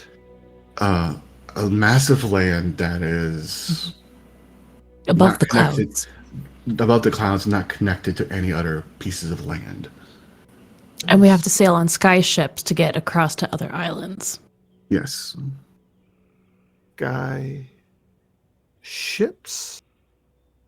Yes. It's like, Think of the boats you use on your rivers, I believe they're called. I saw one earlier. Mm-hmm. Very similar to those, but infused with the same magics that keep the islands afloat. Oh, Allows us to ride across the clouds with them. fascinating. We call it weave tech, as what it was created about the same time as the islands came up. Huh. That's quite interesting. I've never heard of such things. It sounds very fantastical where you come from. Honestly, your land here is more fascinating than anything I've seen up above, other than it looks as on. Oh. there is a slight blush on her face. And she's not looking at him at all. It's fine. Fine. She's just like, oh, wow, look, these rafters. Yep. Rafters. And, well, there's much more I can talk about that, but that's just the general gist of where we come from and where Rena and Tim are currently at. Oh. Oh dear. I'm sure they. They'll be fine. I think. Our friends, they'll probably, wake up in the apothecary. Our friends will be there. Or there might be some arguing or whatnot. But, I mean, I'm sure they can handle themselves. And, they won't. She pauses, trying to stop herself from, thinking worst case scenario. They'll be fine. They'll be fine. Right. Yeah. I'm sure they will. They seem to manage themselves in tricky situations, and he smiles at Cassidy and Marissa when he says this. And across from him, just out of the corner of your eye, you catch the other individual who's just kind of sitting there and watching this conversation and listening, and his mouth is just kind of half open with this what the fuck kind of look on his face. Are they high? Yeah, he's questioning what's going on right now. And who was that person? That's Valdine. Valdine. Oh, Valdine. Yeah. Perfect. He's not said anything. He's just like, oh my god, this conversation. I know. Cass is getting steamrolled too. Just kind of walks in and goes, Yeah. Zones out. So much information. Yes. Just at this point, we're at about our halfway mark, so we're gonna stop and take a quick break, and we'll be back in 5 to 10 minutes. So we could just get up and walk around, and maybe I get my camera to come back on. Yeah. That would be nice. Mhm. All right, break time. yay. Whew. Yeah.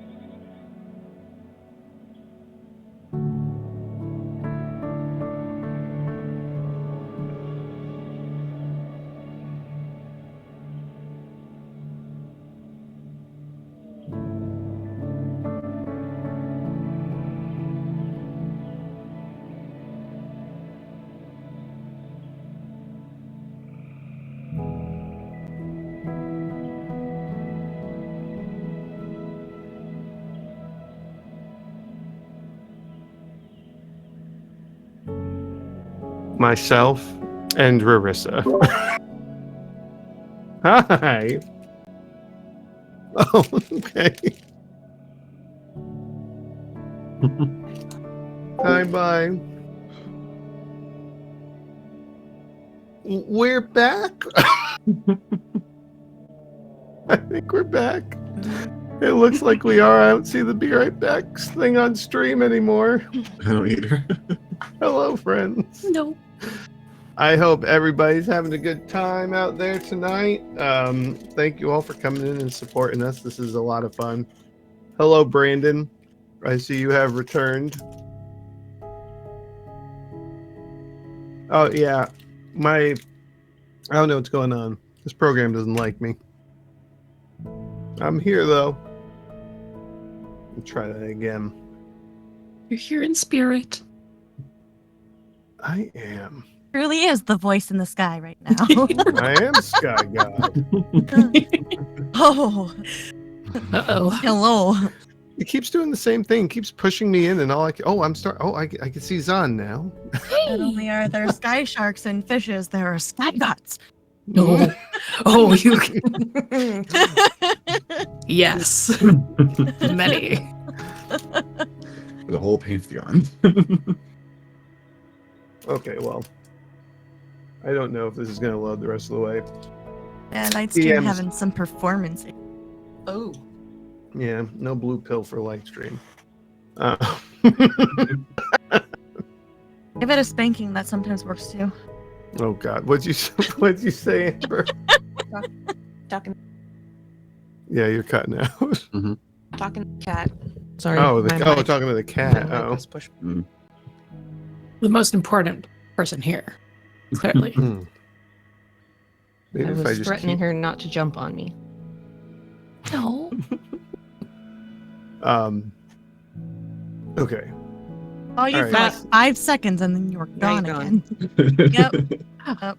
Poof. God damn it. Ah. Yeah, now it's just not letting me into the room. Why is it like this? Ugh. It can't be a PHG crossover stream without technical difficulties. It's true, though. It figures, we were just before we came in. We're like, yeah, it's a good service that we use. There's been an issue every now and then this. So I jinxed it. I'm sorry, everyone. Can't talk about your issues before they pop up when it comes to tech. Yeah. Cat. Cat? Oh, There's a cat. kitty. Yeah. There Oh, is so a- she jumped up in your lap anyway. Got it. I brought her up so she wouldn't claw my leg off. That makes Adorable. sense.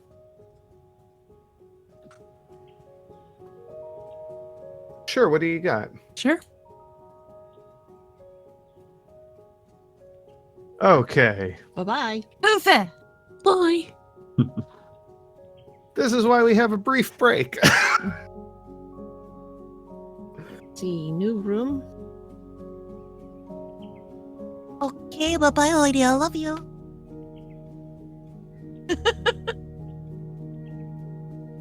Thank you again, Sora. What do you do? Oh, okay. That's fine. I didn't know they couldn't hear you. I'm fine with sounding crazy. Alrighty.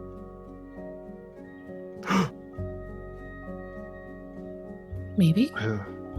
I mean, I popped in. Oh, I see things. Oh, holy hell. Do you see colors?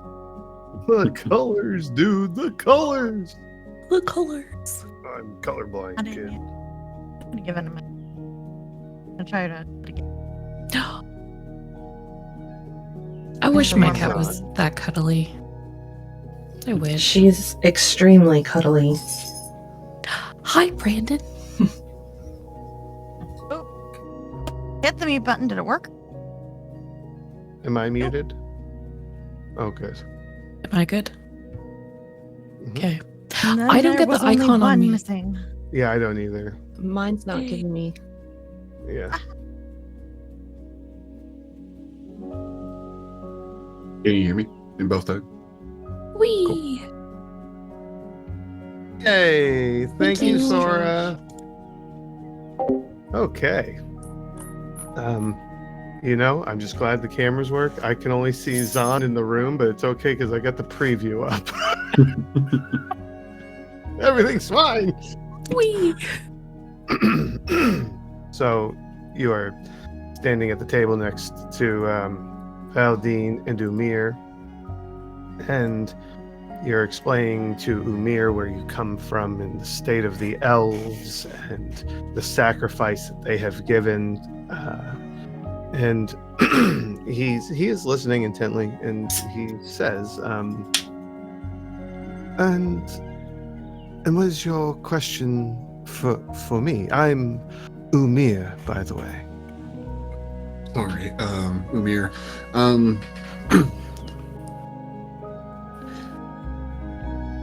Well, where to start? How many other of your kin are there? Or do you not know? Well, I only knew of a handful of others, one of them being Miss Meridian, and he motions to Cassidy, Miss Meridian's apprentice, and her sister are also elves.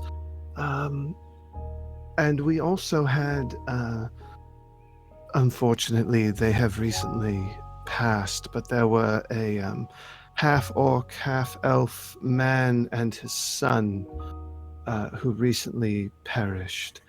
That was mostly all that I knew of. A couple of our shepherds, the village guard, are half-elf, or one of them is. That's all that immediately comes to mind here in Greystand, and honestly, Greystand is all I've known for all of my years, but recently, the Measure, and he motions to Cassidy and Marissa, have informed us that there are other villages out there in the world, so I can only imagine there's more of my kin out there, but I've not met them. Understandable. You said you're 105. Mm-hmm. Well, that would place, if we're operating on the same time scale, we didn't get sent to the past or anything, that would mean elves continue to exist after we ascended. Also assuming we're in the same plane and dimension. I know nothing of planes and dimensions, unfortunately. I know enough to talk about them, but not enough to claim I know everything. Right.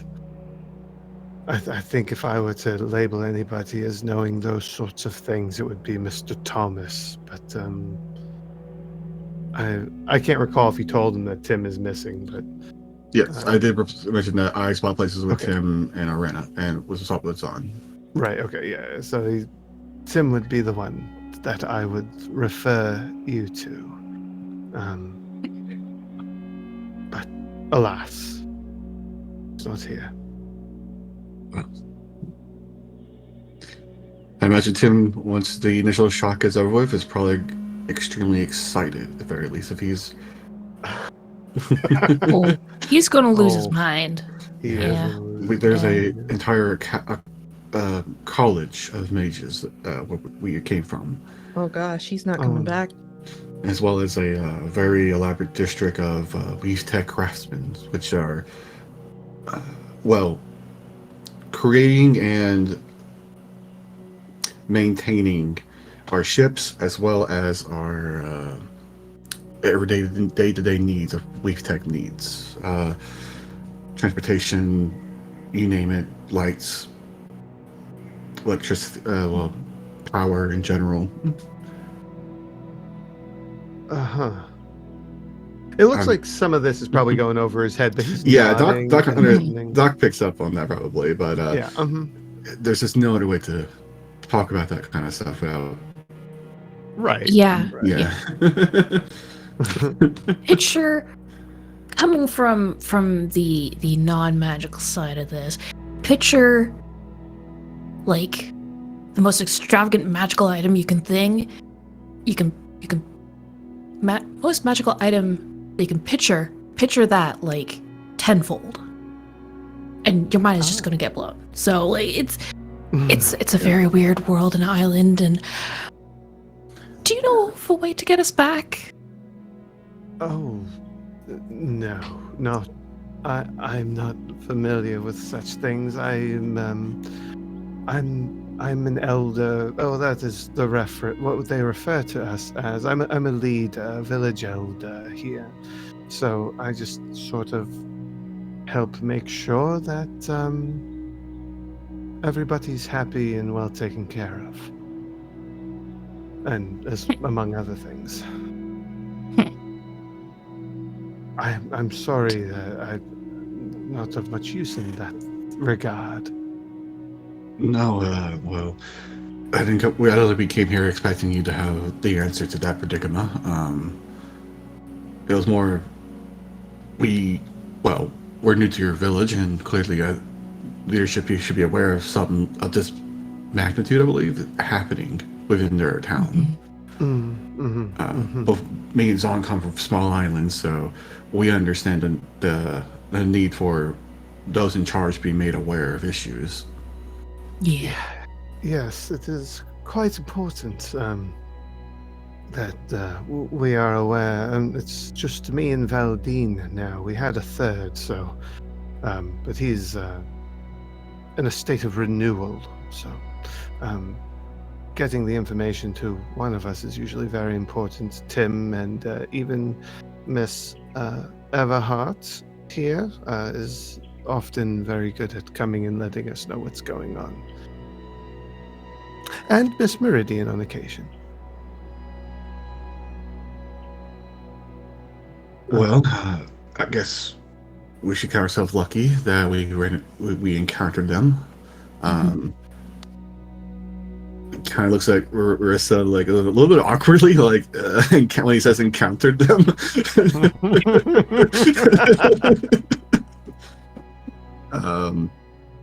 Anyways, well, I still have more questions about elves in general. Closest, I only met one half elf in my life, and she's part of our friend group actually. I do know of another family of half elves, but they're half elves, as you can imagine, are very rare for us. It sounds like it, yes. Yeah. Well, Go ahead. no, I'm good. Okay. I remember reading elves are innately attuned to magic. Is that correct? Yes. We do seem to have a bit of a knack for small magics. I myself never really embraced such teachings. I found my usefulness in other places, but it is not uncommon for the elves that I know to have some form of skill, as however small it might be. But a lot of the people here really don't,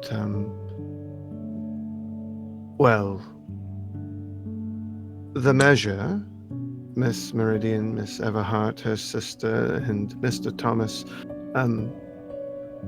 they are the first group of individuals of their caliber that we've had in Greystand for quite some time. So, just to be completely honest, things were rather boring until they became a group of adventurers. So, there hasn't been a lot of magic here other than Mr. Thomas's own personal teachings and experimentation. So, well, I was never formally taught by any of the colleges or a mentor or anything. I'm self-learned in magics myself. He's still very good at it. One of the best that I know. Blushes at that. He's not wearing his mask currently, so. It is a shame that Mr. Thomas isn't here to meet you. I feel the two of you would get along very well. From what I hear, we probably would. Well, let's see. Why don't you tell me more about, or tell us more about where we've ended up? Marissa told me that the woods are quite dangerous, and you need rangers to go out. Oh yes. Well, where you are now is known. As the measure has informed me, I didn't know there was a proper name for where we are, but the world is known as Gatia. Doc actually will look surprised. Well, that answers one of my questions already. We're not in the same world anymore. All right. Well, we're making progress. Good. I'm happy to be helpful in this regard. You are currently in the village of Greystand, and the village of Greystand is located in the Irised Forest. Miss Everhart's mentioning the forest being dangerous is a practice that we have had in place for, well, all my life.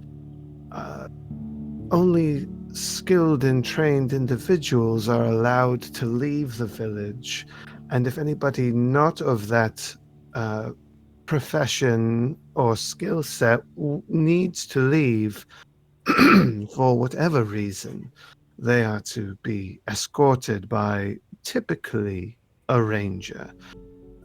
Being such a small village, we only have a choice few rangers, but the members of the measure as well are good for traveling into the forest. The wildlife and monstrosities around our village are quite deadly. They are very, very violent creatures. And from what I've truly grown to really grasp and understand lately is just how intense that the elements themselves are. We've had our share of catastrophes in the past, but you don't really stop to think about it when they only happen every 20 plus years. Some time ago, I can't remember how many years ago it was now, it's been so long, but there was a flood, for instance, that washed through Greystand and destroyed most of the structures here. It was a very violent flood. What's a flood? A flood, lots of water. The river that is a that runs through the village, it's like it overflowed, but it overflowed so much that it destroyed a lot of the buildings here. That's a lot of water. Yes. It is a lot of water. Is the river connected to the plane of water? I'm not familiar with what a plane of water is. Each element has their own plane or dimension, you can call it. Plane of water is where most water exists from. Or at least where we're from. I'm not sure. That would be interesting, though. I do know the river's very fast moving, and it's not recommended to go into it because it could sweep you away. I was once told by somebody many years ago that it is connected to a very, very large water source, but I have never seen such a thing. I also never truly leave the village, so That sparks a memory, Doc, by the way. Oh, Doc has seen an ocean before Zon was around. Oh. I believe they're called an ocean or sea. Okay. Well, this would be a bit of an explanation, I imagine. Are you familiar with the dream realm? I'm familiar with dreams. Okay. Where we're from, all dreams are connected of sorts. Now, everyone has their own individual dreams, but those who can what's referred to as dream walking. Oh. And one of my companions, in his dream, he was on a large skyship, but it wasn't a skyship, on a large body of water. I believe referred to as a sea in his dream. Though he himself never has seen one. But he dreamt about it. Yes, it's quite odd, and we believe it's connected to what's below our clouds, and the old world is what we've been referring it to as. I see. Dreams Well, are very perhaps- weird. Yes, they are. They're also quite dangerous if someone knows how to wield them. Well, perhaps that is what our river connects to. Aside from that flood, from the reports and information that the measure have given us on their recent journeys and the recent complications that we have come into contact with, the elements themselves are very much wild or chaotic, perhaps is the correct term. We recently had a rather large tree person, and he looks at Marissa and Cassidy like he's trying to find a word.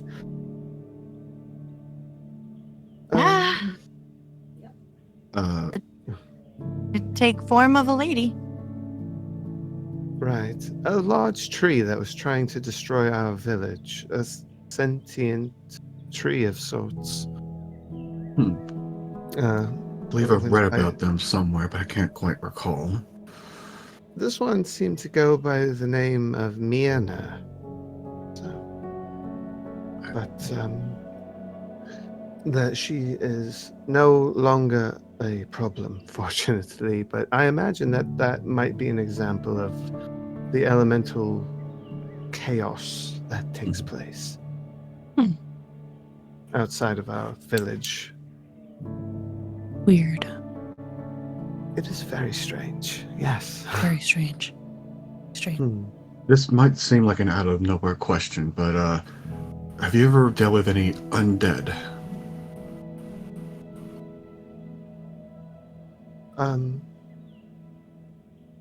Well,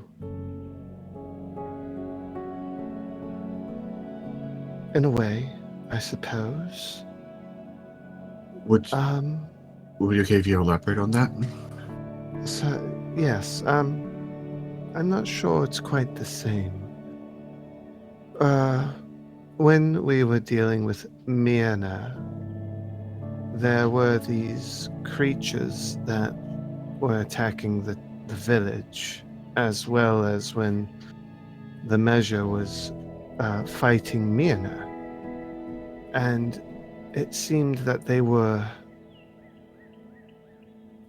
people who have passed on that were reanimated by plants or plant matter, and they were up and walking around and attacking the village. So that is well, excuse my words, but it's rather fascinating to me. That's concerning. Obviously, I fortunately had a similar experience myself, but instead of plant, it was just their corpses standing back up. Oh my. Yes. Oh my. I don't know if this is correct, but when I used my magic earlier, it felt way more Natural. naturally potent, and just natural in general. Hmm. I wonder if the elements, your undeads, are more infused with those elements than ours are. Ours seem to be more just pure necrotic energies. It may very You know- well come from a more natural place. That, just spitballing here, Doc. But, like, could that be because we're separated from the land? And so we had to find a new source. And so then maybe if we were back on the ground, it would feel like that. It's highly possible, but it's impossible to say for sure. Well, Miss Meridian, I'm sorry. Mm-hmm. I've heard of your abilities that you've demonstrated when you fight, and you have some magic to you, do you not? Yes, I do. Do you... How would you describe where your magic comes from? Is it elemental for you? Well,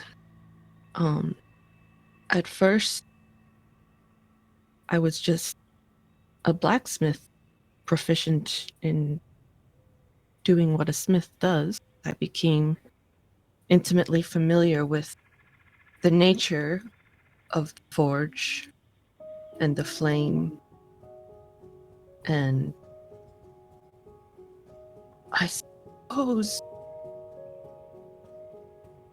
you could almost say the element of creation or element of itself. Mm. So I do think the doctor is correct in assessing that Gatia is very much based in natural magic. Hmm. Because I discovered my own just by nature of that familiarity with those specific elements. I see. Well, another perspective, I suppose. Sounds like you are onto a similar path. Well, my magic comes from two sources. My own blood line, I believe, grants me some innate magic ability, but I mostly take the magic around me and use it when I cast. Ah, I see. Can I ask a out of character question? Yes. DM? Mm-mm-mm. Were our group, the measure, aware of the undead nature to the beings that we faced at one point, the Yeti and Oh, yeah. the man from Thrix. Thrix? Yes. We knew they were undead. We were aware of that concept at the time. Oh, That's when we yeah. discovered it. Yeah. For sure. So I wasn't sure if Cassidy knew exactly what that meant. Yeah, no, you're aware. All right, well, and the doctor, to touch on your earlier questions about the undead, the measure ourselves have actually faced two of them fairly recently on separate occasions. One Interesting. was, as you say, a corpse. And the other one,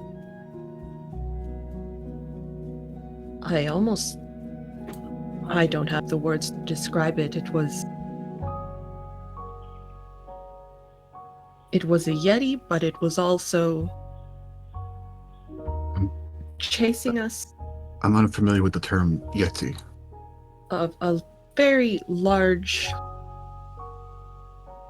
furred creature that is angry at everything. I don't think that narrows it down. No.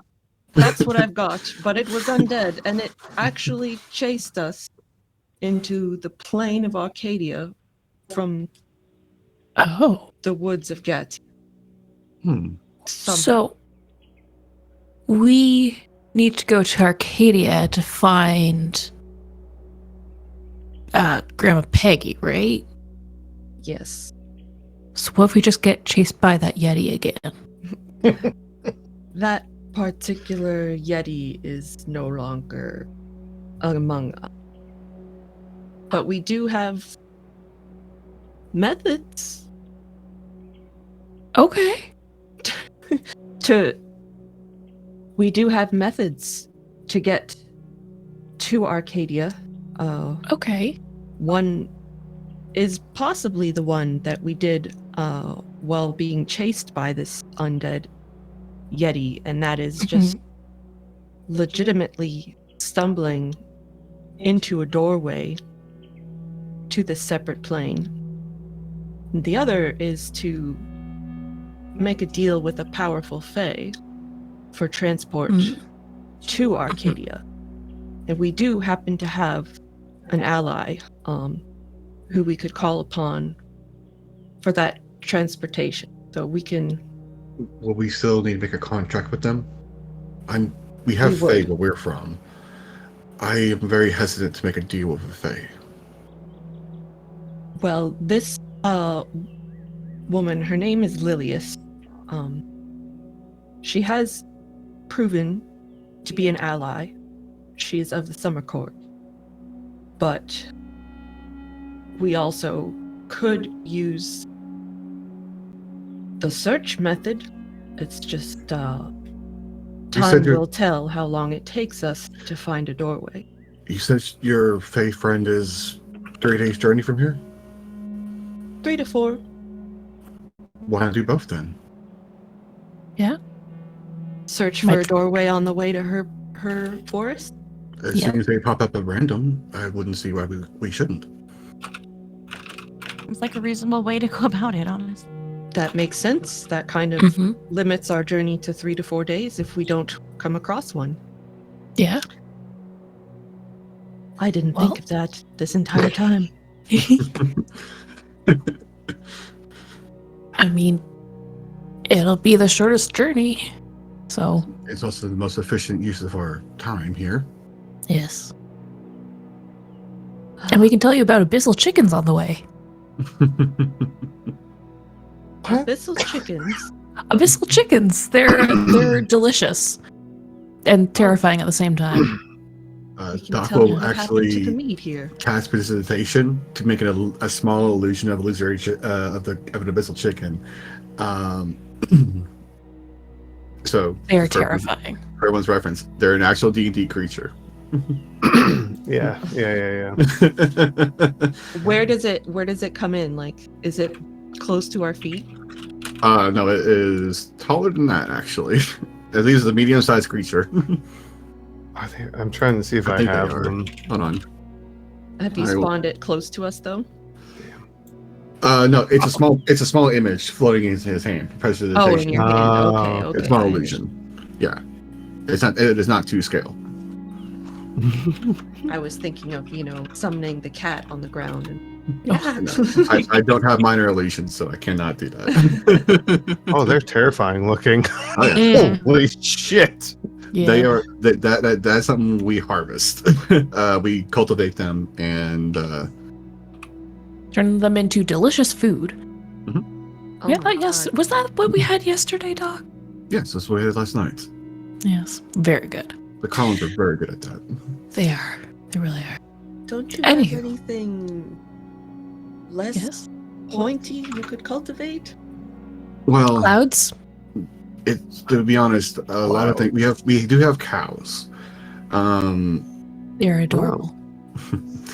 It's just that missile chickens don't eat the grass, and as you can imagine, that's a very limited resource for our floating islands. Yes. So we can't have too many creatures eating the same resource that is limited. Umir is listening intently to this talk about livestock. He goes, "Do you have bungles where you come from?" What are bungles? Oh my god, describe a bungle to them. No, I want you guys to describe a bungle to them. I And don't believe so. we know what cattle are comparatively, right? you do for sure. Hmm. So think of a cow, Okay. but its neck can extend. It chooses when to extend its neck. They stand at about 6 feet tall, so their back, when they're on all fours, is at 6 feet in height. They have a neck that telescopes, essentially, and they have a flat. The bungles. I don't have a image to show, but they have a flat face, and they have a pair of tusks that protrude from their mouth, and they've got they're like a brown, wrinkly skin. Yeah, Yeah, the flat face and tusk. yeah. Clearly, We do need not have a drawing those. specifically for Jerry. I will get you one. Oh gosh, I've been tasked with sketching a bungle. How long is this gonna take me? Half an hour later, I'm gonna be like, "Here's a bungle, guys." Well, I have never heard of one of those. Would you like to see one? Yes. What? Absolutely. That would mean What did you? what? Oh, I was gonna ask if you actually drew one preemptively. Preemptively? No, I'm not that good. Psychic.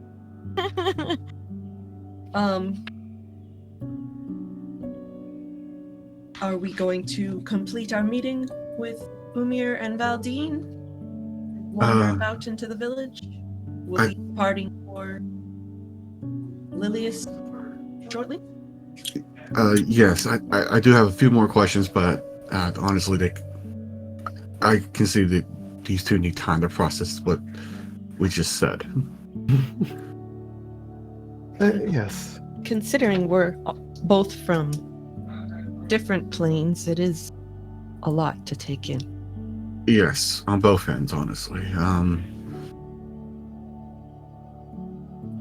Yeah, so well, we should probably be heading out. The sooner we move, the quicker you can get your friends back. All right. Well, do you really want to see the bungle, or do you want to get right to business? If it's out of how far out of the way we were to go? Oh, You'd have to go back near where. just down the other side of the village. Then Yes. that wouldn't be an issue, I don't think. No, not terribly long. The village isn't that large. Also, what can I get to drink here? We haven't eaten anything today, and I have a very large appetite. Do you have candied apples? Do you know what candied apples are? Nope. Your world is missing out. Maybe If I not knew our how to world. make them. Maybe not our whole world, but this village for sure. Quite small. It's true. Do you We have didn't- apples? Do we have apple? Yeah, you've had apples before, yeah. Do you have caramel? Oh, that you don't have. You haven't come up with that yet. We haven't even come up with glass yet, guys. Yeah, yeah, Actually, yeah. I love that. To the, what do you call them again? Bungles. Bungles. Bungles. to the bungles. It's very frontier lifestyle, guys. Yes. So you head out of the tavern. Let me get us back on a south. Bye, map. DM. What? Bye. Light string kicked you out again. Did it really? Son of a. Okay, well, whatever. It's fine. It's fine. Everything's fine. You depart from the Drunken Dragon. Let me just get a bead real quick. And as you are walking down the street here, Zahn, would you please give me a perception roll? I can certainly do that. Yee. Oh, 11. Okay, Math. that's fine. Yeah. With an 11, as you're walking down the street with a group, you see this hooded individual who's standing near one of the buildings, and while you can't see their eyes, it's clear that they're following you, like they're watching you as you walk past. You could see they've got you can't really see their face. Their hands are visible. They have fur on their hands, and they have robes on, and out the back of their robes you see this long furry tail that comes out, but their heads following you as you pass. She does the whole walking by and staring at them, Mm-hmm. and then kind of like leans down to Doc. There was a weird person looking at us. Weirder than us. Kind of? I don't know. Let's just see. Maybe, I don't know. Maybe it's just us. We're new to the town. It's probably that. Well, I guess it's more of a weird how situation. I mean, they were hooded and watching me. Doc, while you're having this conversation, you go ahead and give me a perception roll as well, please. Okay.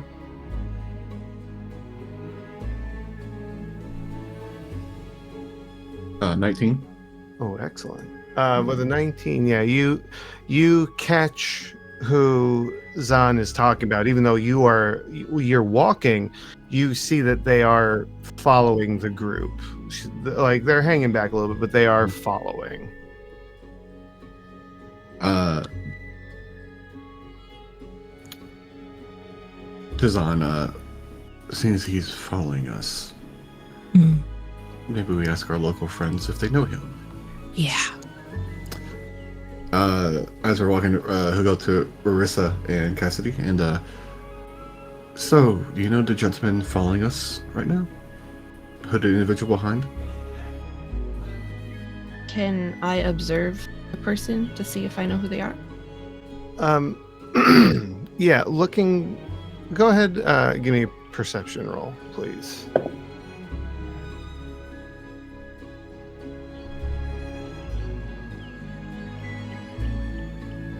Twelve.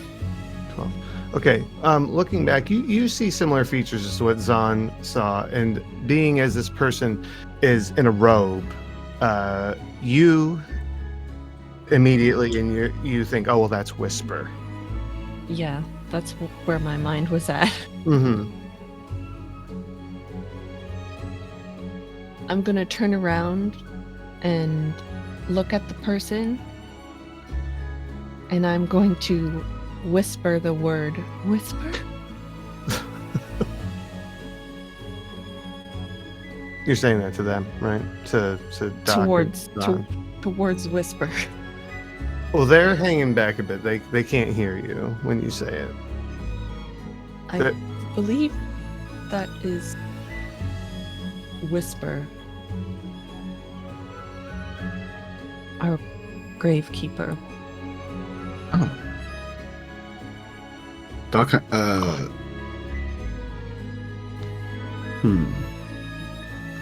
Does he think we're trying to lead you out to a place to kill you?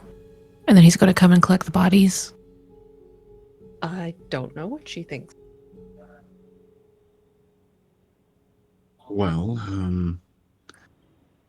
She's, well, I have yet to discover her be dangerous, but we could stop and talk to her. I don't believe you're in danger. then if they don't seem to be running from you, so I'd imagine they're just curious. So you are new people to town, and from what I understand, you don't get a lot of outsider visitors here. No. Till recent, this village was the only place in our whole. It was Yes. You're breaking up a bit, Hen. this village until recently was our whole world. Yes. Well, maybe I'll put her at ease to come talk to us then. Zahn is going to be Zahn. Mm-hmm. And she is going to turn around, smile, wave. Hi, Whisper. I think you're Whisper. She stops and is standing there as you address her. And, oh, sorry. She stops as you address her, and she pulls back her hood, and this female tabaxi is roughly 5'11", slender, skinny build. Their fur is white with a bobcat's pattern, ears with wisps of fur coming off the tips, and light yellow, almost pale eyes. And as I mentioned before, they have the tail. It's a bushy tail that slinks out from beneath their robes. Black robes with like a off-white tunic beneath it. And she steps forward, and she has like some satchels like on a belt around her waist. And she walks up to you, Zahn, and she has this very weird expression as she looks at you that looks focused, but at the same time it's like she's focusing on something that's not there. Like, she has this distant look that's very calculated, but she is looking in your general vicinity. And eventually her eyes connect with yours, and she says, "You have inner turmoil, a fight within. Yes. Something that needs dealt with." Yeah. Yeah. How? She reaches into one of her pouches, and with one hand, and with the other, she, if you allow her to, she gently takes your wrist and turns your hand upward, and she puts a bag in your hand, a little bag, and she says, "Sage and yarrow to drive out the negative energy. Chamomile and mugwort to repel evil spirits. Burn it in a brazier. Call to the spirit. Make it leave you and do what you must." And she's just kind of holding it in your hand as she's doing it. And she squints a little bit, thinking. She says, "But not here. When you are where you come from. And she looks at the doctor and then looks at you, both of you. When you return, light it in a brazier. Call to the spirit. Right. And she takes her hand away, puts her hood up, and she walks away, and another hooded individual kind of comes out from the side that you didn't notice before and walks with her, and they move away. Son is looking very confused and is like still hand where she placed the bag, and it's like,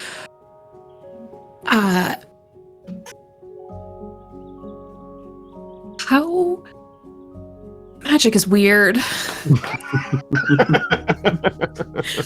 Doc comes back to Zahn, and I believe you're needing something like this anyways. Yeah. I was. I just didn't expect to find it here. Of all places. And Doc kind of looks around. Honestly, they probably have more herbs here than we could have in all the islands. Yeah. Maybe we should get extra? Honestly, it might not be a bad idea on our journey to pick our view while we're here. Sell them back at the apothecary. Yeah. See if they grow. Mm-hmm. And I promise I won't pull them out because they're weeds. You'll learn which ones which are. She will tuck the bag away and make sure it's secured and will not lose it.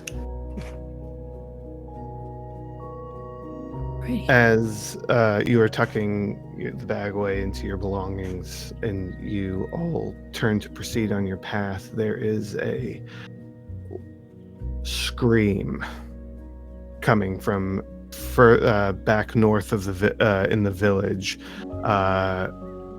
Some sort of commotion is occurring. People are starting to turn around and look and wanting to go and investigate.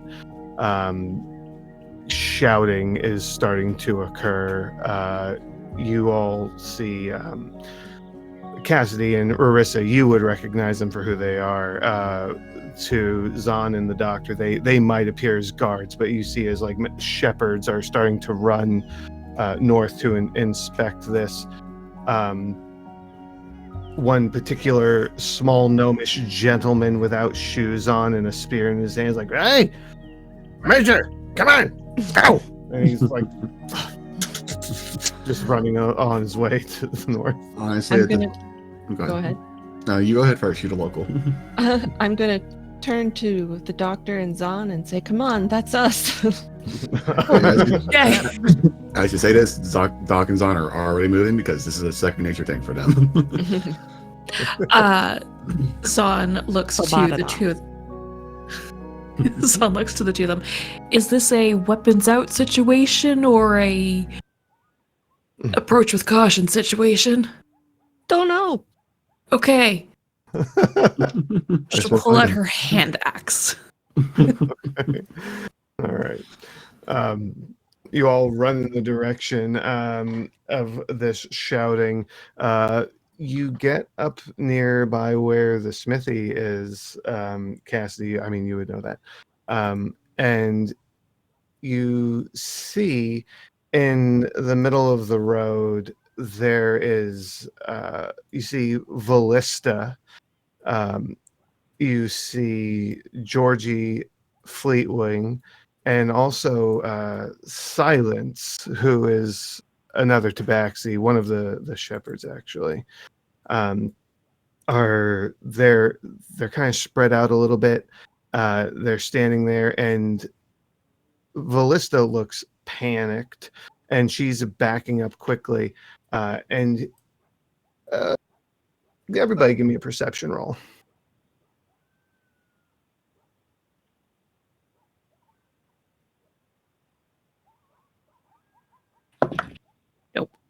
Just nope. Ooh. Mm-mm. A 19 and 8. Oh wait, an 18. I'm sorry. Okay. That's Okay. Zahn, what do you got? 7. Okay, Marissa. 20. Ooh, Cassidy. Got a nat 20. A nat 20 for a 23. Oh shit. Yeah. Okay, and Doctor's got an 18. Yes. I will say, so with Zahn, you don't see what is being panicked about. The rest of you do. Doc, you'd be the first one to see it. There are these short, hunched over looking, almost you want to say gnomish looking individuals. How familiar is the Doctor with Fae? Out of the entire group, he's the most familiar because he's done the most reading about the Fae. Okay. I would say Well- it depends. I would say how obscure are we talking Fae wise? Would depend. Not very obscure. Okay, so these are like red cap. That's exactly what you're looking at. Class. Oh, bring us over to the combat board. You guys will be coming from the bottom of the map. These red caps, these gnomish height, roughly, a little taller than a gnome, with these dark red hats on and just kind of like messy clothing, just nasty looking little creatures. These crude, rusty, and nicked blades that probably takes a lot of effort to cut somebody with them, but you get the feeling that they're up for the challenge. And they're starting to come in from a couple of different angles. Doc, Zahn, are you able to see okay? Yeah. Yep.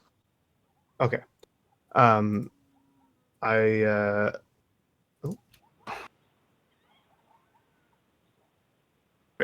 Communicating real quick. They are just starting to encircle around the villagers coming out from around the buildings, and they just have these evil little grins on their faces. They're moving in. Everybody roll for initiative. Ooh. Cassidy, you can put yourself out on the board as well. All right, sorry, I was trying to work on my camera, but Oh, okay. No worries. no worky. And Oh, come on. Gosh darn it. let's see. You did better than me. Oh, no. Is this going to be a situation where the wizard goes first again? All right. Why'd I spend my 20 on that? Right. Riri, what do you got for your initiative? I rolled a 1. Oh, all right. And Cass, what did you get? A 9? Oh no, the wizard's going first, guys. Write Oh, no. this out real quick. I'm sorry, villagers. I know what to do. It's fine. Yep. 1 second. I'm jotting this down for me because we don't use the initiative in the thing because it doesn't work. All right. Well, Doc, you are at the top of the turn order. So. Oh, really? Okay. God damn it. Well, I hate to do this already to you, but do you have a token that you can just stand in for a bit? A token for what? Any ghostly token you want to throw out there? Because I'm going to be doing Summon Undead. Oh, I can put an undead token out. Mm-hmm. I got you. I'm going to be using the... which form do I want to use? We'll do the ghostly form. Okay. Is this a specific monster stat block? Yes, it is. What is it? Undead Spirit. I don't know if I have that one. It's All right. It's specifically part of Summon Undead. There is no. It's not in the extras for D&D Beyond. Gotcha. Okay. Well, I can just put a zombie token down. That's okay, right? Yeah, it's fine. You know we all it- know what it is. Okay. Yeah. So I'll cast that out. Start off with, and I want to toss it. I can toss it anywhere 90 feet of where I'm at. Okay. Let's see, it's measuring. Yeah. Measure. I'm just going to toss it out right here. Boop. There we go. And its initiative is immediately at the end of my turn. At the end of your turn. Okay, understood. Bonus action, give it a command. In my native tongue of Nosh, which no one here speaks, I believe, I will shout out, kill the red caps. Okay. All right. And this is its whole stat. Oh, you said it's undead spirit, right? Yes. Should be over on 5e tools, I think. Yep, there it is. So I got that right over here. Fiddle load. I don't think 5e likes Chrome. Hey, there it is. Excellent. All right, and okay, so you summoned it, you use your bonus action to command it, and you want it to attack the red caps. Yep, and that will be the end of Doc's turn. Okay. I feel pretty safe where I'm standing currently. Okay. No worries. Sounds And, sketchy. all right. Well, he'll just the spirit will just float forward, Okay. and It will use its Death Touch melee.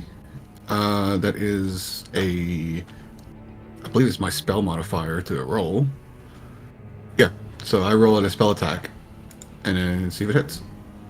yeah. It's a 15 hit. I don't know because my red cap stat block disappeared. Hold on, I got it. I got this. Go.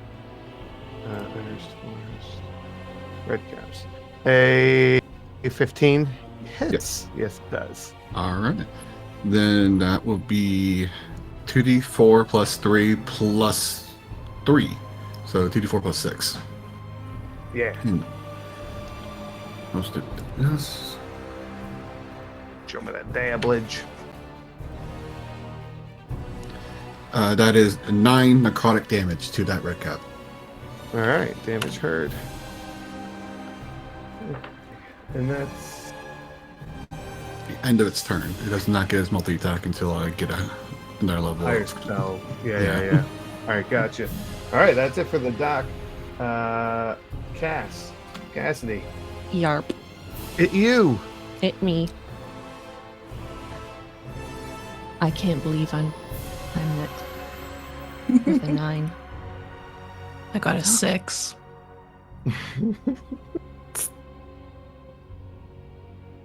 Give me a second. Yeah, your next is on, just so you know. Oh no.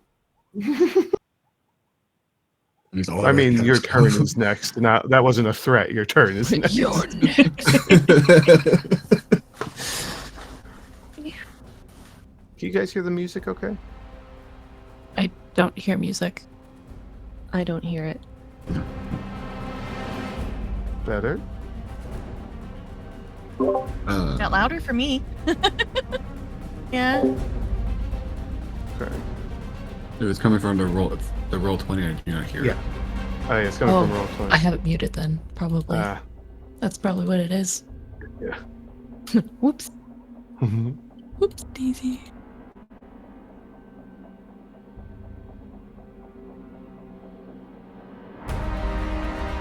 Right, I'm gonna pop forward. Okay.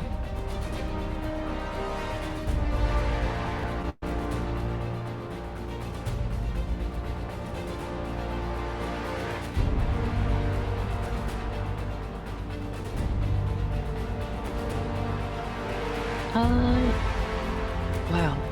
Weird.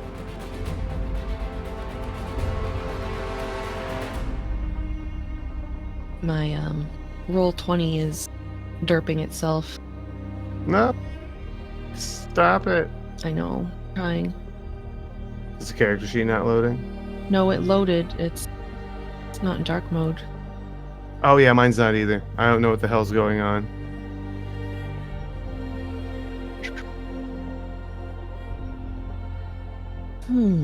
It's quite strange that it's doing that, but yeah. Are the red caps visibly holding weapon? Yes. They are holding sickles in their hands.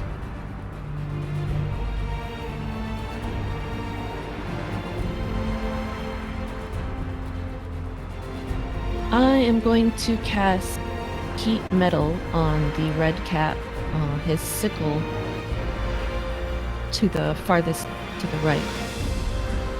This one up here? Yes, Okay. range of 60 feet. Okay. What do we got to roll here?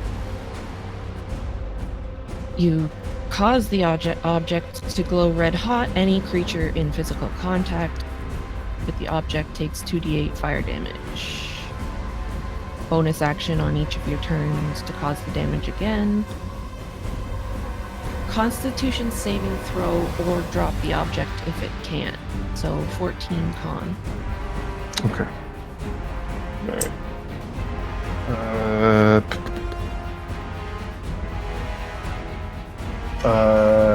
He rolled a 15. So he retains his weapon. Yeah, he's holding on to it. He will take 13 fire damage. Spicy. Alright, damage heard. And that's good for now. That's me for now. Okay. Zahn, Yes. tell me what you got. Well, Doc is familiar with this, but the others are not. She goes into a more calm and focused rage. She pulls out her great sword, which has like a line of runes along it, and she slowly stalks toward this red cap. And he's seen her do this where she just like recklessly swings her sword and somehow manages to hit, and so she's going to recklessly attack this creature twice and use Great Weapon Master on it. Ooh. Yes. It's all or nothing with her. That is awesome. Yeah. Okay, make sure that's that. That is that. That would be a 23 to hit. That's a hit. Yeah. That is a total of 28 damage. Holy shit. Oh my god. Boom. Well, that's a hit. Yep. Just Okay. gonna do it again. Yep. Same thing. Great Weapon Master. Advantage for the Reckless. Holy crap. Okay. That would be a natural 20. Yeah, watching. all right. Hold on, I got something for this. We have a special Ooh. crit table here. Yeah, let's see. Where is my crit table? In there. Oh, you know what? It's a handout, actually. All right, so to determine the effect of your critical attack, roll me 2d6s, please. Oh. Okay. And we will reference the table. 4. 4? Okay. I want you to roll me a d4, please. 4. Okay. I'm gonna roll one. As you bring your weapon around to strike this creature again, however you swing this, it's like the earth rises with your weapon and smashes into this creature at the same time. You're gonna roll your damage as normal, but when this attack hits, it's going to damage the creature's armor as the earth smashes into it along with your blade, and his AC drops by 4 points. So his AC is, yeah. That is math. That is math. Yeah. Yep. 36. 36 points of damage. Well, the damage is normal, So Yes. it would. Oh, so- normal. Right, not right, crit yeah, yeah, yeah. Right, not crit damage. The So 26. Okay, so 26. All right. Well, shit. I mean, you hit him. His armor explodes, and then so does his chest as he just and collapses onto the ground. He is dead. Oh.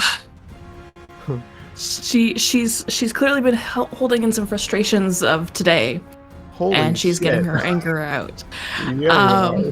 Yeah. So hold on, let me see how far I moved. So 30, I can get 40 there, and then 40, 50 feet? Okay. What can I throw with 50 feet? Can you throw with 50 feet? What I can don't I throw follow. with 50 feet? So with Great Webmaster, as a bonus action, I get a third attack. Okay. So I am going to... Once you kill something with great When I weapon. kill something, Right. Okay. Gotcha. or I get a crit. So, I'm going to hurl a javelin towards this one over here. It'll be Oh, at boy. disadvantage, Okay. but it's an attack. Yeah. That's Hell only yeah. for melee. 20? Jesus. Yeah. No, that hits. Cool. 10 damage. Damage heard. All right. Yeah. That's it for your turn. That will be it. All right. Now it's the red cap's turn. Let's see what we got here. I closed that creature's stat block, but it's okay. Get my measuring tool out. Haha, measure. How far do they go?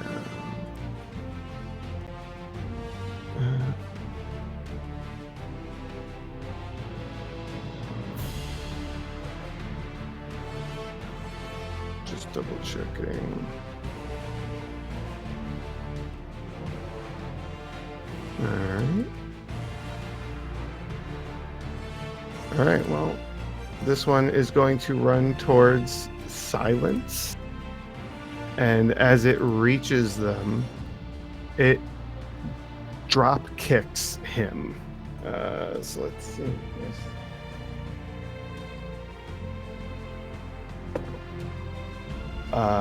Yeah, so this little red cap comes running forward, leaps into the air, and as he leaps and goes sideways to drop kick him, you could see the sun reflects off of his metal boots or iron boots, and he just hits him right in the hip for 3d10 points. No. 3d10? 3d10. Oh, yeah, Oh my god. when you don't make that save, it hurts. For 18 points of damage, and he is prone Uh-oh. and unconscious. He is out. He is at 0 hit points. And he just points at you, Cassidy, and then he takes his sickle and pretends like brings it across his neck like he's threatening you. Let's see, that one's His dead. red hot, molten hot sickle. Oh yeah, he doesn't care. This one is running at Ballista and attacks with his sickle. That's a hit. He does 3 strikes. That is a miss. And that is a miss. She is fucking lucky.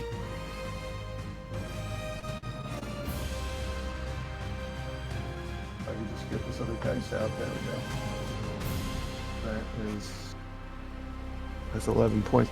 He knocks Ballista unconscious. She is down, and he's... Wait. Oh, that's as far as he can go. And this one up here is going to attack the spirit in front of him. What is the AC on the spirit? Do you know, Doc? It is 14. 14. Okay. All right, let's see. That is a hit.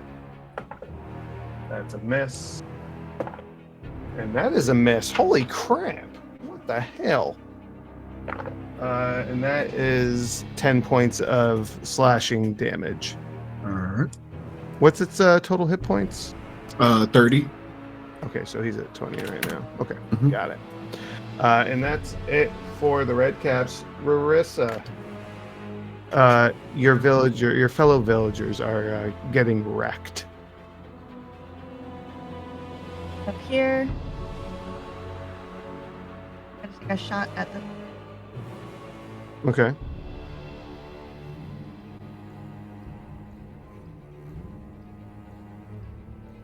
What are we attacking them with? The short bow. Okay. Oh. 15. That hits. Fuck him up. Dad, I didn't get the dice out. I can't believe you've No, done this. no. 7. 7 damage heard. All right. Anything else? Bonus action? Anything?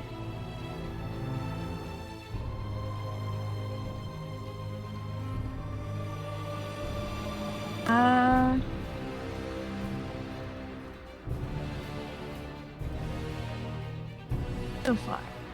No, actually, I'm gonna. No, wait. Dash. I can take another 30 if I dash, right? Yep, you can bonus action dash. Yep.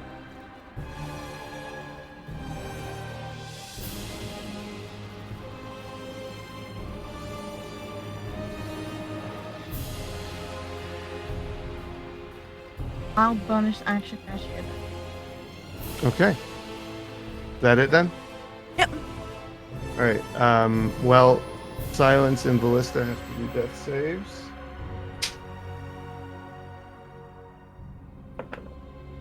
Okay. Ballista failed her first death save. No.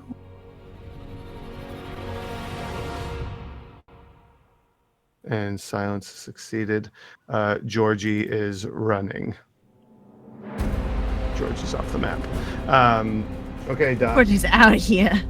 Yeah. Doc, it is your turn, sir. All right. Well, seeing as civilians have gotten hurt, Doc is using his full movement to get to here. Mm-hmm. And I am casting second level Wither and Bloom. Ooh. Ooh. Where are we So putting it? I'm about to show you as soon as I remember the radius. I think it's 10. Yeah. I think. 10-foot radius. Yeah. It is simply centered on this red cap. It Okay. is damaging only the red cap, and I want Silence to take that roll a hit dice and add 5. Okay. Awesome. That works for me. The red cap needs to make me a DC 16 con save, Okay. or he Yeah. takes He rolled a 2. full damage of 6 necrotic damage. All right. Damage heard. Excellent. And Okay. like I said, Silence gets to roll his hit dice and add 5. Got it. Yeah, he's looking much better than he did a second ago.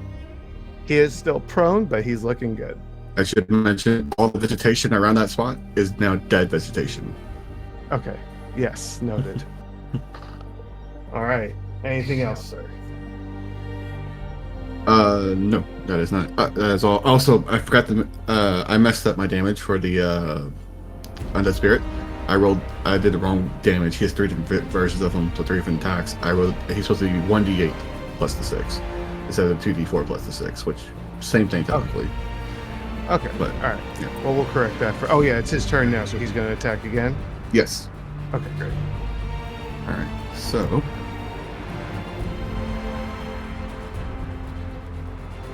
I believe it's 20 total hits. Oh yeah. So, Smack him around.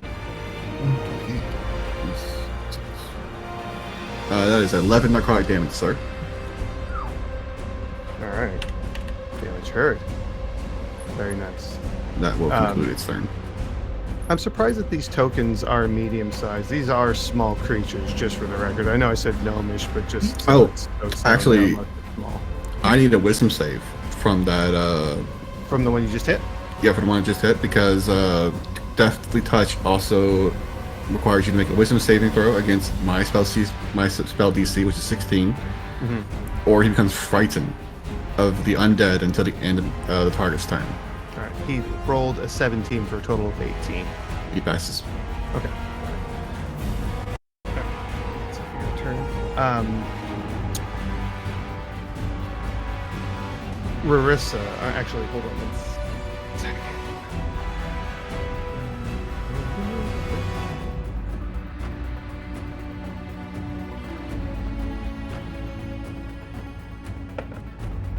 All right.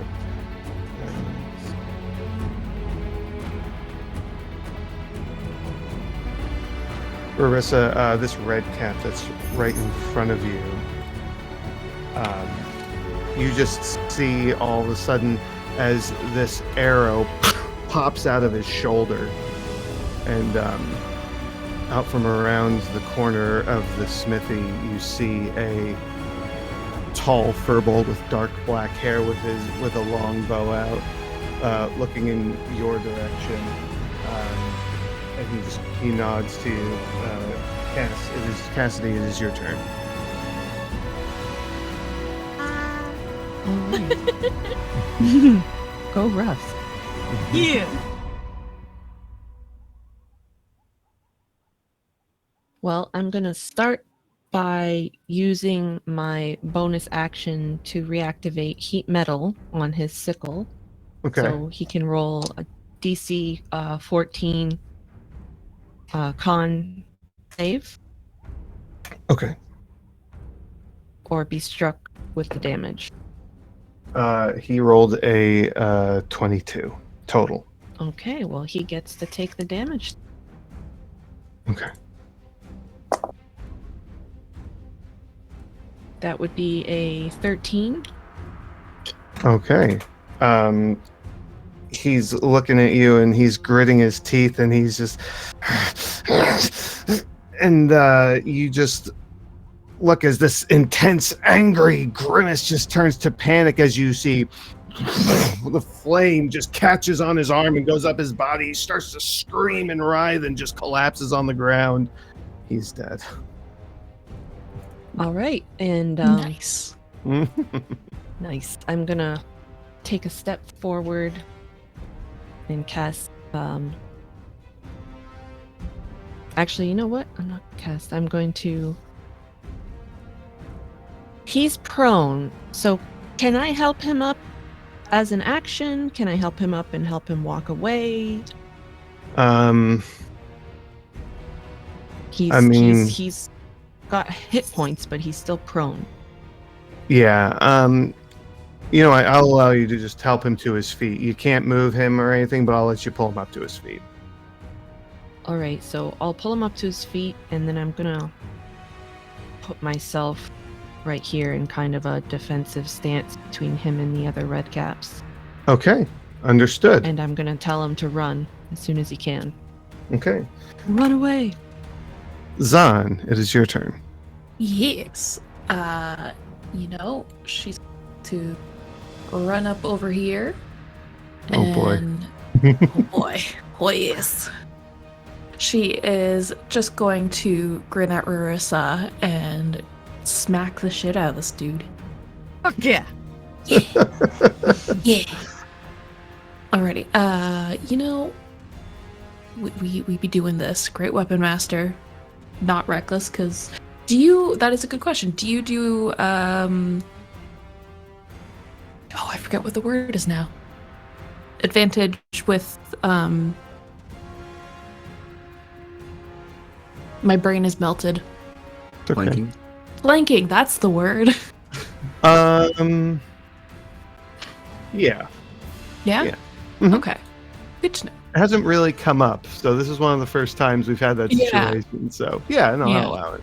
Cool. It's tactical. I appreciate tactics. Yeah.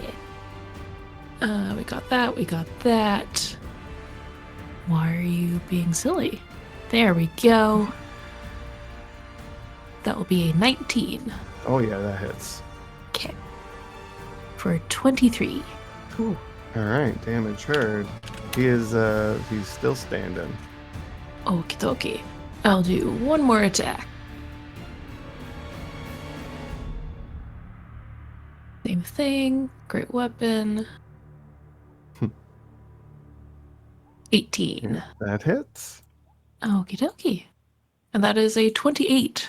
That is more than double what he had left.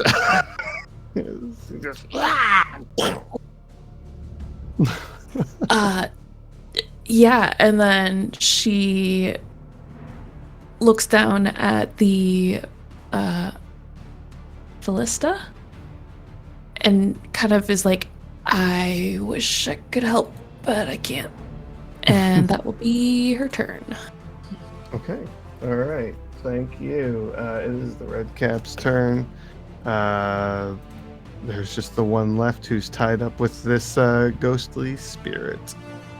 Let's see. I mean, I guess he's just gonna keep slicing at this thing. What was the AC again? 14? 14's correct.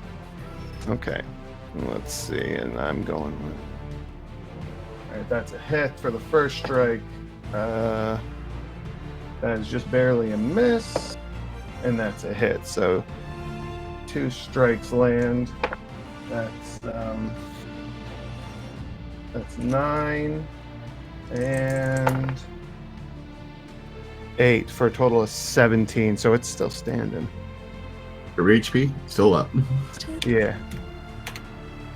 All right. That's it for his turn. So Riri.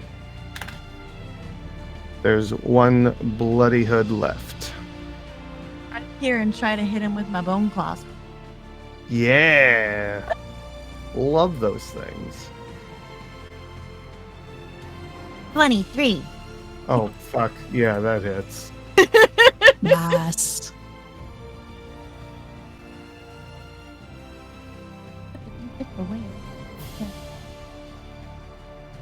That's the damage.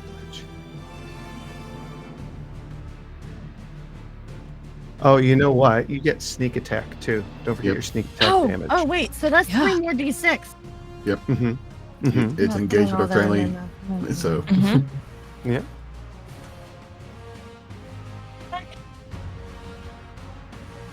Do all the math. 9. What? Yeah, I rolled a bunch of ones. Oh, shit. All right. Hey, 9's a good number. I was just hoping for more for you, that's all. Yeah. Anything else? As a rogue, you are able to bonus action. I think you can bonus action disengage at this point. you can bonus disengage. If she has offhanded weapon that is light or finesse, she can also offhand attack. But Yeah. I have 2 bone claws, but like, Yeah. I think we've always considered that as one weapon, I believe. yeah, that's what I was Yeah. gonna ask. It always Yeah. been are we just counting that as one weapon still? So I think so, yeah. Yeah. Mhm. But you can bonus action disengage also if you want to get a distance between you and him, but that's your call. I'll hold out. I'll stay here. All right. Silence is going to begin to retreat at your direction, Cassidy. Lovely. And Doc, it's back up to you at the top of the turn order. all right, Doc is going to immediately move to the downed individual. Okay. I am immediately dropping in a Cure Wounds level 1. Okay. Excellent. Doesn't count again. It's in feet, so I don't get to lose a slot for it. Fantastic. She heals 6 hit points.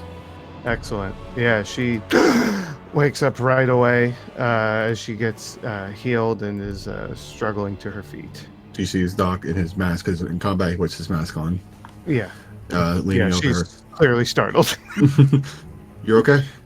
You can, Yes, I'm okay. all right. You need to get up and go before this fight's almost done. Right, okay. And I mean, she'll move on her turn, but she is receiving what you're saying in a very panicked state. Yeah. All right. Anything else for Doc? I do have the extra movement. I'll just get the extra 5 feet, get to here, give her room to just run past me. Okay, gotcha.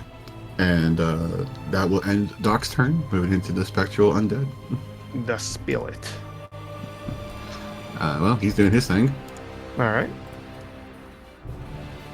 The 25. It's a hit. I'm loving these high rolls. It's like, yes, please. They hit hard. Please murder them. That is 9 necrotic damage, and I need another wisdom save. Okay. So damage heard, and the wisdom save total is. Let's have it. Fuck, that's dirty 20. Nice. Well, you succeeded. Okay, but that will end the ghostly spirit's turn. All right. Okay. So that's it for your turn. Russ is coming out from his shadowed corner. Again, very tall furbolg, and he has stowed his longbow, and from his side he is pulling out a long sword that he starts to strike on this creature with. Poop him on the snoot, Russ. He hits him with one strike, but not the other. So that's going to be... That's... What is he at? Okay, this, as Russ comes out, he takes the final blow, just moving in, slicing, wielding the sword with both hands, and just takes its head right off. Wow. Amazing. He Never seen a furbolg move like that. he stands up and puts his sword away and looks to the group of you, and he just is kind of looking at the red caps, the dead bodies on the ground. You have attracted attention, I see. And we will end the session there, as we are just past 11 o'clock. Yay! Thank you, Yay. everybody. All right. Thank you so much, everyone, for coming out. Thank you, Nutmeg and Rot, for joining us tonight. And you guys will be back with us again next week. I'm so excited. Yes. I hope everyone had fun. I did. To all of you out there that are watching right now, thank you so much for coming in and supporting us and hanging out. You guys are fucking amazing.